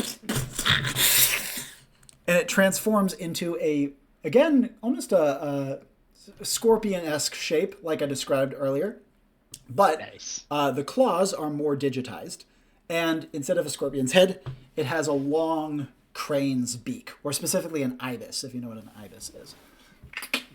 Nice. And it opens its strange beak and says, "Master." Kill them! I point to those. Its eerie tongue pokes out for a second, and it says, "As you wish," and starts to climb up the wall out of sight. Now, this has left you guys in the entrance as the group comes rushing around the corner into sight. Their eyes widen as they see you. Glitch, you have first action. So since I know I'm not very good at aiming, I'm gonna say, I'm gonna cover us, and I'm gonna quickly also pull out flashbangy. Yep. So this works very weirdly. Got all the props. I know, they're so cool. So the way this works is basically, so like out of character information, it looks like a flashbang that keeps like bloom, bloom, bloom, like flashing, but actually it only affects brains of those nearby, which means, it doesn't actually emit light. It's a fake thing, and so yeah, it's very weird like that. So I'm gonna toss it to near the opponents or enemies. Yep. So yeah, I'm gonna. It makes a click. I throw it, Yep. and it goes off. Then I can get closer to my enemies. Yep. I can point at them and go boom, boom. Yeah, absolutely. And remind me the specs on your pistol. It's mediocre accuracy. I'm gonna take the exact. Is this a gunslinger revolver? Yes. Okay, good. I know that off the top of my head. Awesome. Okay. In that case, as Glitch brings out his flashbang and then goes in with his revolver, what would Hemlock like to do? I'm just gonna hang back and protect Tavan. Yep. He is up against the wall, whispering prayers gently to himself in his own language. But as Glitch goes out, firing off, where are generally you aiming? Are you just like hoping to drop someone and then move on to the next target? Or are you trying to kill? Or what? Give me specifics on how you're trying to go through this. Okay, so I'm because of the flashbang, they will have very hard difficulty seeing me. Yeah, of course. So I'm gonna get close to them and like point in like almost in the face or quite close, and then I'm gonna go for a boom, and then the next one and go for a boom. So these are very safe kill shots. Yeah. Yeah, absolutely. In that case, as you make your way through 1, then 2, then 3, as they drop and drop, they call out in alarm, "Trickery! Sorcery is afoot!" as they go down. But then you hear the other group that was going to the other entrance starts to redirect and rush towards you. Obviously, you have not been caught in your own flashbang, but because of that, you can see that one of them has flung a projectile towards you, whistles through the air, almost just like a flash of metal is all you see at the moment. What would you like to do? I would like to duck. Yep. And as you get low, the projectile whizzes overhead and clatters into the ground before skidding off out of sight. And you can see that you've dropped like 3 of the group here already. The remaining 3 have kind of like blundered out of sight, but the incoming 6 have come rushing out towards you. But they are using the statuary and the decorations of the room to keep some amount of cover, clearly having seen how you dispatched the others. Any immediate follow-ups from your position low, having dodged the projectile? I'm gonna give it to Hemlock and Avanya. Absolutely. Hemlock, the one thing that you notice from this position is that your imp is taking a high position on a nearby statue. I'm gonna hope that that's gonna keep doing what he's gonna do, what I instructed him to do. I want to death clock check Tavan at the very least. Tavan is at 25%. Oh, that's promising. All right, this is working. Let's jump back over to Avanya. I have a question. Yes. Out of the Blues is supposed to have a low cooldown? Yes. Okay, just wanted to confirm. You can say what you're going to say now. I'm scared. Sure. You are still perched on the crossbar of the door. As the Gambadush comes closer to you, his various piercings becoming weaponized as he does so. His spinning morning star type like chain mace thing is now going so fast that it's like a fan. Like it's just like one circling thing at this point. And as he does so, he takes the cut on his hand and he clenches his fist in tight to open it a little bit. Then he throws out blood, which... I do not want to be touched by that. Indeed. Yeah, absolutely not. Okay, I'm going to scream, "I want to fight outside!" And then I'm going to try to, out of the blue, through the ceiling.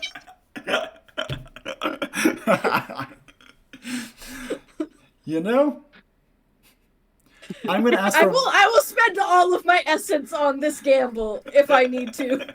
I was about to say, this is going to be an expensive one. You know, we'll go with it. She shoots up and smashes through the ceiling. Or the window, like one window pane. And you land out, first of all, blistering heat. That storm brewing you did a little while ago is really doing work up here. Yeah. Second thing, you are on top of what seems to be maybe a temple of some kind that's built into the side of a large, like, craggy butte. And the top of the temple has some beautiful statues on it, all sun-baked. There's lots of terrain, so you can get up high with a little bit of climbing. You can get behind stuff with a little bit of jumping. Lots of stuff to do up here. However, the second thing that you notice up here is that the statue at the top has a huge bowl in front of it. And the second that you emerge, a bloody hand comes out of the bowl as the Gambadush pulls himself up and out of it, dripping in God blood. damn it. I was gonna luck pitch. I should have luck pitched first. God damn it. Because I want him to open the door to get to me. God damn it. Okay. This was just useless then. I go, oh God, this did not work. And I think I'm just gonna scream to the people downstairs, get the fuck out of here! No. I know what I'm supposed to do here. Glitch and Hemlock. The incoming group of hostiles is picking their way between cover to try to get closer and closer. You can see that few more of them are preparing projectiles. Now that you can see them like a little bit better, there's not as much going on, Glitch. You can see distinctly these are chakram. If you know what a chakram is, you know what they're like. And because of this, they can throw them behind cover and arc them out towards you, which they are starting to do. One comes whizzing out and hooks through the air down towards your position. What would you like to do, Glitch? I want to jump like to a corner, down to a corner, and I'm also hoping that this blinking thingy, you know, it's gonna make it more difficult for them to Absolutely. To aim. Have I shot through all of my ammo? 6 shots total. You do not have. You still have 2 shots left, and you've downed 3 of them. 1 extra bullet here or there that didn't quite do the trick by itself. Mm-hmm. What would you like to do? I'm gonna. So one part of the area is covered with this flashbang thingy. Yep. So I would imagine I have 3 with me usually, like behind my back, like center and to Sure. the sides. So I'm gonna take the second one and throw that a bit further away, so that the ones further away trying to chuck the chakrams would have a harder time as well. Absolutely. And after that, I would try to get a little bit closer to use my last 2 bullets up. It might be a mistake, but I haven't thought that far ahead. You creep closer to another piece of cover, and in so doing, find one of the ones who initially got hit by the flashbang, who is crawling out of sight. He's about to get out of its radius. He can be dropped easily. Yep. And that's it. And as you do so, there is a ground-shaking crunching noise. Hemlock, your imp has pushed one of the statue's heads off, and it has landed on another guy who is behind cover. Nice. But in so doing, the remaining ones turn and gasp. Many of them start wailing wildly as they rush over to the decapitated statue and start working together to try to get the head back on it. I think I'm gonna tell Tavan, like, get down, and we're gonna like crawl kind of towards the door that we know is very difficult to open, and see if I can see any kind of like mechanism to open it. Absolutely. As you are getting closer, you too can start to make out the currently unlit rune-like mosaic outlines, identical to the ones that were on the panels down where you first ported in, which you saw Avanya used to open 2 of those. Yep. And my hands are probably covered in blood, and I'm just gonna slap those on the door just like that. And as you do so, you feel a little confirmation click, or a little confirmation blink blink, but no further input, no further haptics, to use the fancy term. Not enough. And Tavan, Wait, where exactly did he put his hands? he's put his hands on the crossbar of the door. Okay, on which door? The big door that gets out. Okay. Tavan tries helpfully to put his on as well. You feel another little blip blip, but nothing more than that. Glitch, over from your perspective, now that your enemies have seemed to be like thoroughly distracted, at least for the time being, do you have follow-up actions? So, are they? I remember where the Baba Ganoush through his eyes where the hands should be put. Yes, you do. Are these hands of Hemlock and Tivan in the correct spots? No, and you would need a third set of hands. Well, I do have a set of hands. Indeed. Currently. But I'm gonna. Okay, I don't know that they made a click, right? Or do I? You don't know that there has been a confirmation noise or a Yeah. confirmation feeling. Okay, then I'm gonna do something very risky. And so Tivan and they both ran out of this flashbangs and into the Yeah, they door. crawled out of the danger zone and then made their way over to the big door. So how many people are trying to help? Like, okay, how many people are dangerous to us at the moment? Right now, you have 5 possible threats. But are they all making the statue? They are right? currently all focusing on the statue more than you.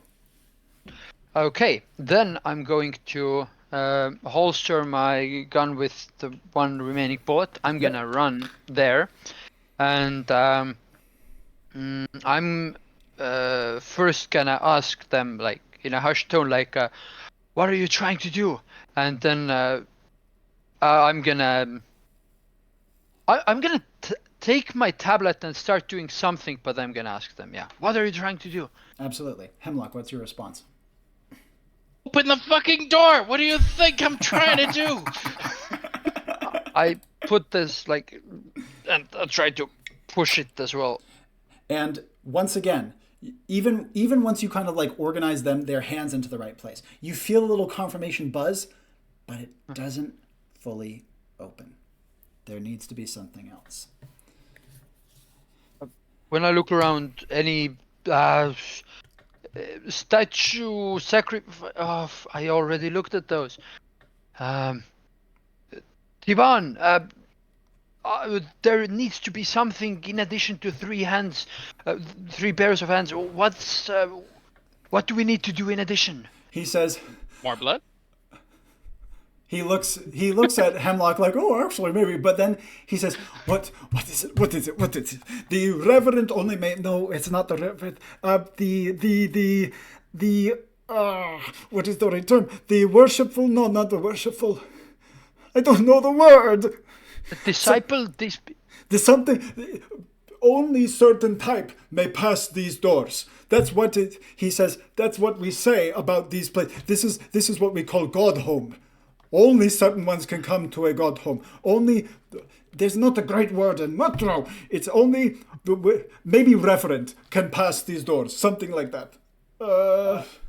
Would they pass? Could they pass? I point at the people building the statue. He says, certainly, yes. Those are supplicants. Supplicants may pass. He says, but you need to have, the gods can feel what is in your heart. He says, they know what you are and what you want and what you are like. And that's probably why he gestures up through the broken window. That is probably why Delos did not hate her as much until she harmed it. It felt her... She was kind to me, but then also she was not afraid of it, you know? Okay, Okay, you know what?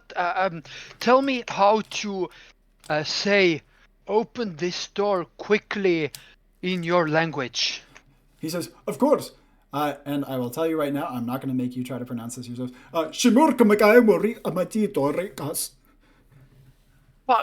Any words to say it shorter? He says, Tamakekatitas, that would do it. Tamakayatitas? He says, yeah, that should do it. And okay, I'm going to use veneer to pull this look of this Baba Ganoush onto myself Yeah. with the help of the tome. Yeah. The word was amakatatitas. I will not make you remember it exactly, but Yeah, you're close and then enough. and then I turn around to the disciples, and I shout, "Amakatitas!" And I hope to like shock them with my appearance. To like they're panicking. Like maybe they will do it. One Can I second. add to that? Yes, please. Okay. To add to that, I would point up to my imp and be like, "The avatar of Anumash compels you." Wow. Let me check back in with Avanya briefly. Here's what I got for you, Robbie. One, I have not established this with you, but I have images I drew in my journal to confirm it. Avanya comes from a planet that is based around crystal magic. Yeah. Can I get, with my +1 luck, any like little inkling of what these things can do and how to dodge them? The enemy that you're facing, the Gambadushk. The best thing I can give you right now is he's done some blood stuff and he has a big fucking weapon. He probably just wants to rip your guts out. Cool. Okay. He hasn't been moving fast, but he did teleport and he also threw blood at you, so he might have a way to keep you close. Neat. Okay. I want to grab my toolbox, take out a hammer, huck it, scream distraction, and then run. Pocket hand. Pocket hammer. As you do so, him covered in blood as he pulls himself out of the gigantic bowl. The hammer flies and like kind of lands helplessly at his feet, like plop and a plop, as he pulls himself out of the bowl.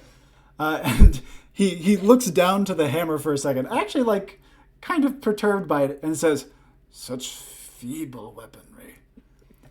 Before he slams his fist into the ground, and tendrils of blood race along the roof behind you, chasing you almost like octopus tendrils trying to grab at your legs.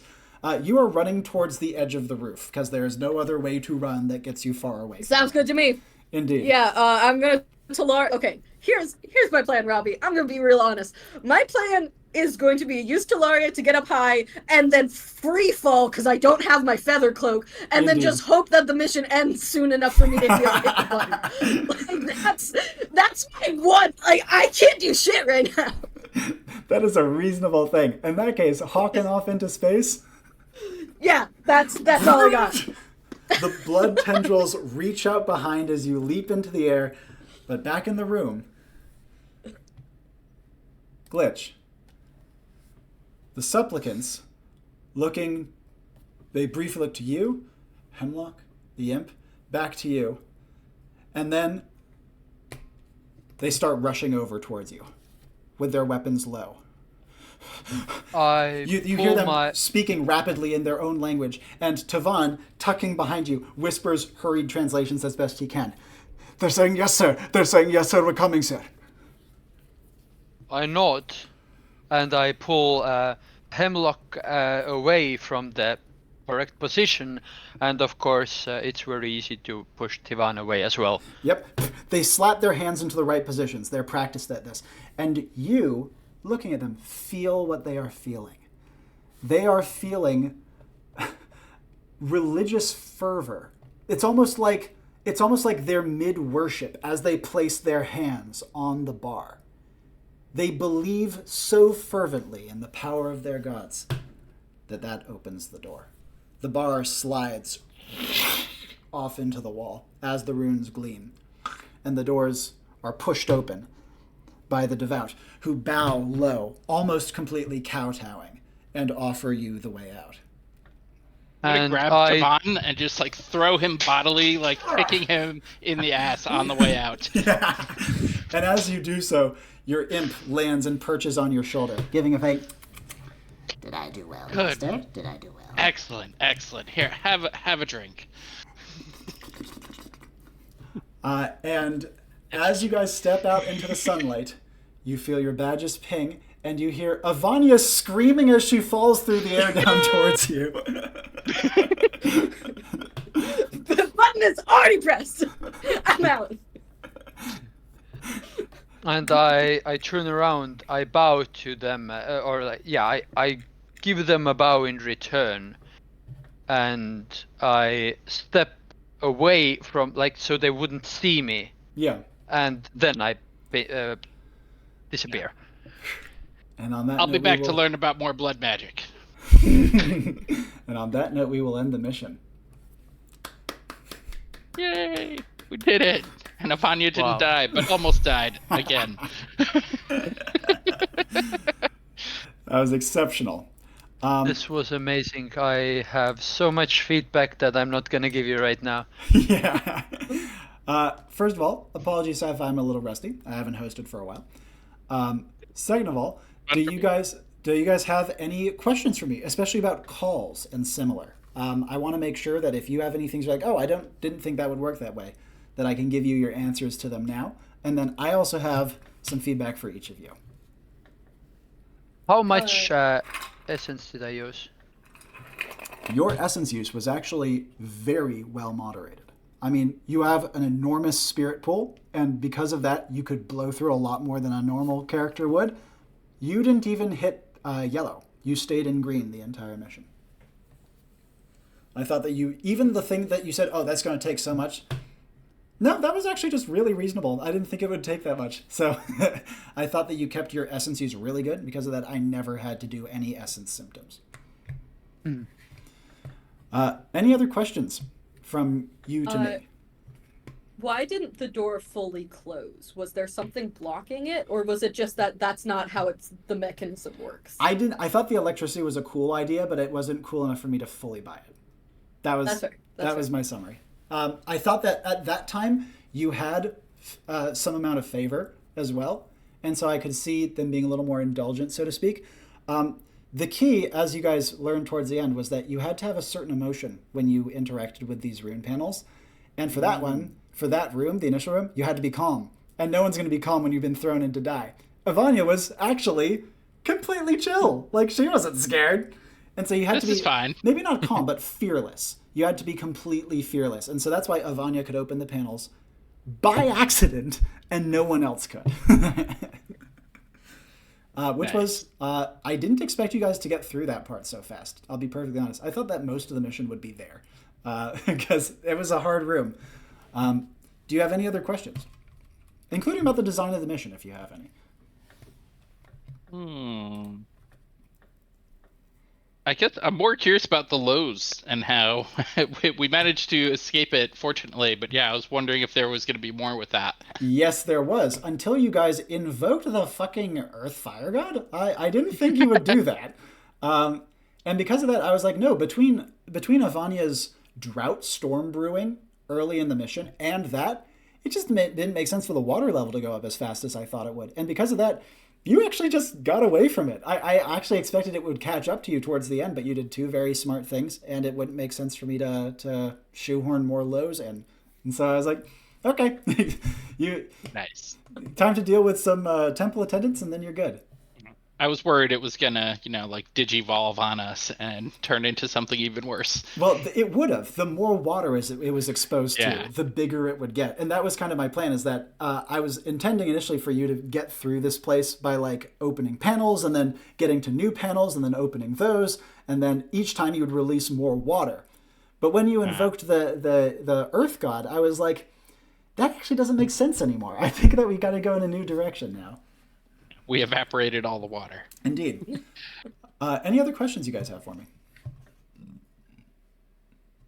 Well, in that case... Wait, was Yeah. I right about the death clocks? Yes, you were. Seemed like You were. yeah. That was, I think a better word would be a danger clock. You invoke the death god, he lets you see how much danger people are in. Nice. And that was also, since at that time I thought you'd be more lows focused for the entire rest of the mission, a big part of that was how much the lows would be trying to kill that person. Yeah. And so because of that, Tavan was top of the list. And then depending on who was in closest proximity to it or who had pissed it off, it would change accordingly. So Yeah. low number means you are in danger, right? Yes, indeed. In this Yeah. particular Okay, yeah, case. then I understood that correctly. Yeah, low Yeah. low percentage of survival was my interpretation. Yep. And as you saw, the lows got very, very scary, very, very fast. Yeah. And that was my intention for this one. And then you did smart things and made it like just we're able to get away from it. And I was like, okay, time to fight other things instead. What was the danger and or difficulty, if I may know, approximately? So for this one, I estimated the difficulty and danger to myself as 6 out of 10 difficulty, 5 out of 10 danger. The lows was very scary, but I was very confident you guys had the tools necessary to deal with it. I still thought there was a chance you would get like in pretty bad trouble, and it's very possible to die on a 5 danger. Obviously, more details on that will come in Aspirant Edition. But just having played with 2 of you before, and with Glitch being the like one of the most powerful characters currently in Advent, I was pretty confident you'd be okay, even if it was spooky at times. Nice. Okay, in that case, I got some feedback for you guys because I have never seen any of these characters before, and I have a lot of thoughts about them. I'll start with Hemlock. First of all, I love all the characters on this mission. Hemlock is fantastic. He is the only time I've hosted for you before you're playing Crow. Hemlock could not be more different. His personality is so distinct. I love how like abruptly forceful he is, and then he's level and composed, and then he's like creepy and maniacal, and then he's level and composed again. I felt you portrayed him honestly beautifully, to the point where like you could get away with a lot more than you did. Nice. But even so, you got away with some pretty cool shit. I made this mission deal with blood sacrifices because you mentioned to me that was something you wanted to do, and I wanted to give you a fun playground for that. Yeah, exactly. And you took me up on that, and you weaved it really well. Not going to turn that down. Yeah, your opening catalog could not have been more perfect. Like I was like, wow, this is like exactly because those pits were like another possible way to solve the mission, because that's where the loads hid when it was waiting for victims. You know what I mean? Then it would pop out, right? But it also connected to a bunch of other things. So I was like, maybe you could do something with that. But obviously, your knowledge is power is a huge force in this mission. Imps are fun. And I was surprised by how not strong it is. Like would have thought they would be more broken, but honestly, you use them for very good blood sacrifices, and you weave them into later energy work. And yeah, you got like a creepy guy out of it, but that was only because you had set up a whole shitload of other stuff earlier in the mission. So I love it. I think he's a great character, and he's a lot of fun. Nice. It was fun putting him through the ringer with physical shit. Yeah. Avanya, God, she's so fun. She's also like, I could not picture a more different character from Ciri. She's like a fun comedy character who still retains seriousness and like doesn't like dilute the mission's stakes, which is always what you want. The way that she interacted with the lows was like completely threw me for a loop. I did not expect that fucking one bit, but it just allowed you to like so beautifully solve that first section of the mission, and then you really played your part beautifully for the rest of it. Like you figured out the storm calling, the storm brewing idea I had. I thought like you could do more rain too, because if you added to the water pressure, it could burst open some of the doors sooner than anticipated, right? But you picked up on that. You used your new out of the blue really well. Thunderclap did Thunderclap things. You did funky things with your lightning. It was just really solid play all around. And considering that you were initially kind of like, oh, I'm not sure I feel the kit on this, I think you used the kit beautifully. So really nicely done. Really fun character. She's genuinely funny and made me laugh many times. Really good. I designed her to be very different from the usual type of character I play, so I'm glad that Indeed. came through. She was awesome. And lastly, Shade. Glitch is fantastic. I am really impressed by... The thing I like most is how believably scared he was. That is not easy to do. I felt his fear, and I felt his hesitation, and with the blood thing, and just awesome. His tactics that he used in combat were sick. Your airsoft experience is really showing.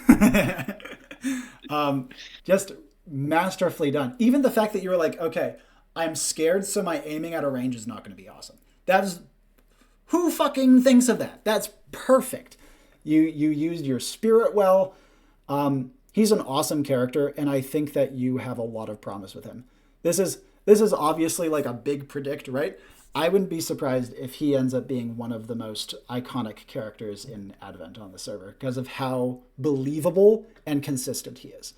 And getting believability down is not fucking easy. Especially like people hate when their characters are like in trouble. Like not always, many people aren't, but it's kind of natural to be like, "Oh no, my guy's sad," right?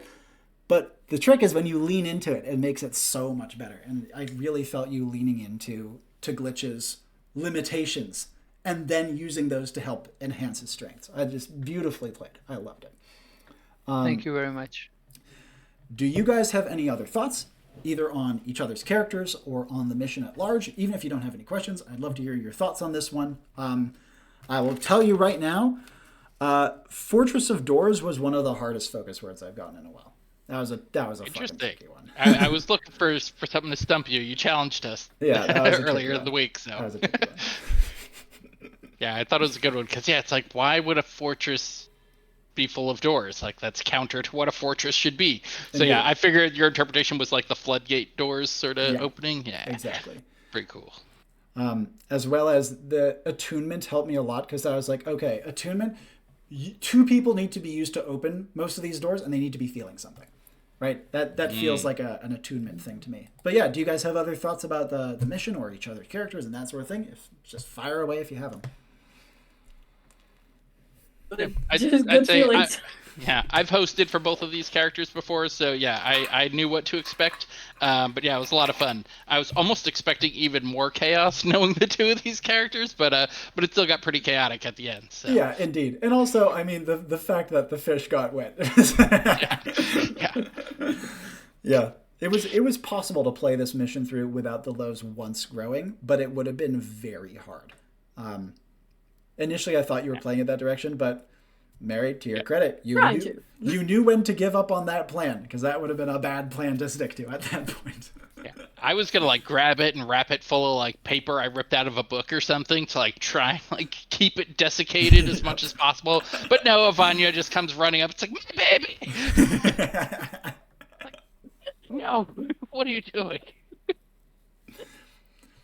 I absolutely loved this session. There is so much going on. Like there is deep lore that you seemingly created on the spot. Like I know some things how to do something similar, but to this level, I am absolutely astonished.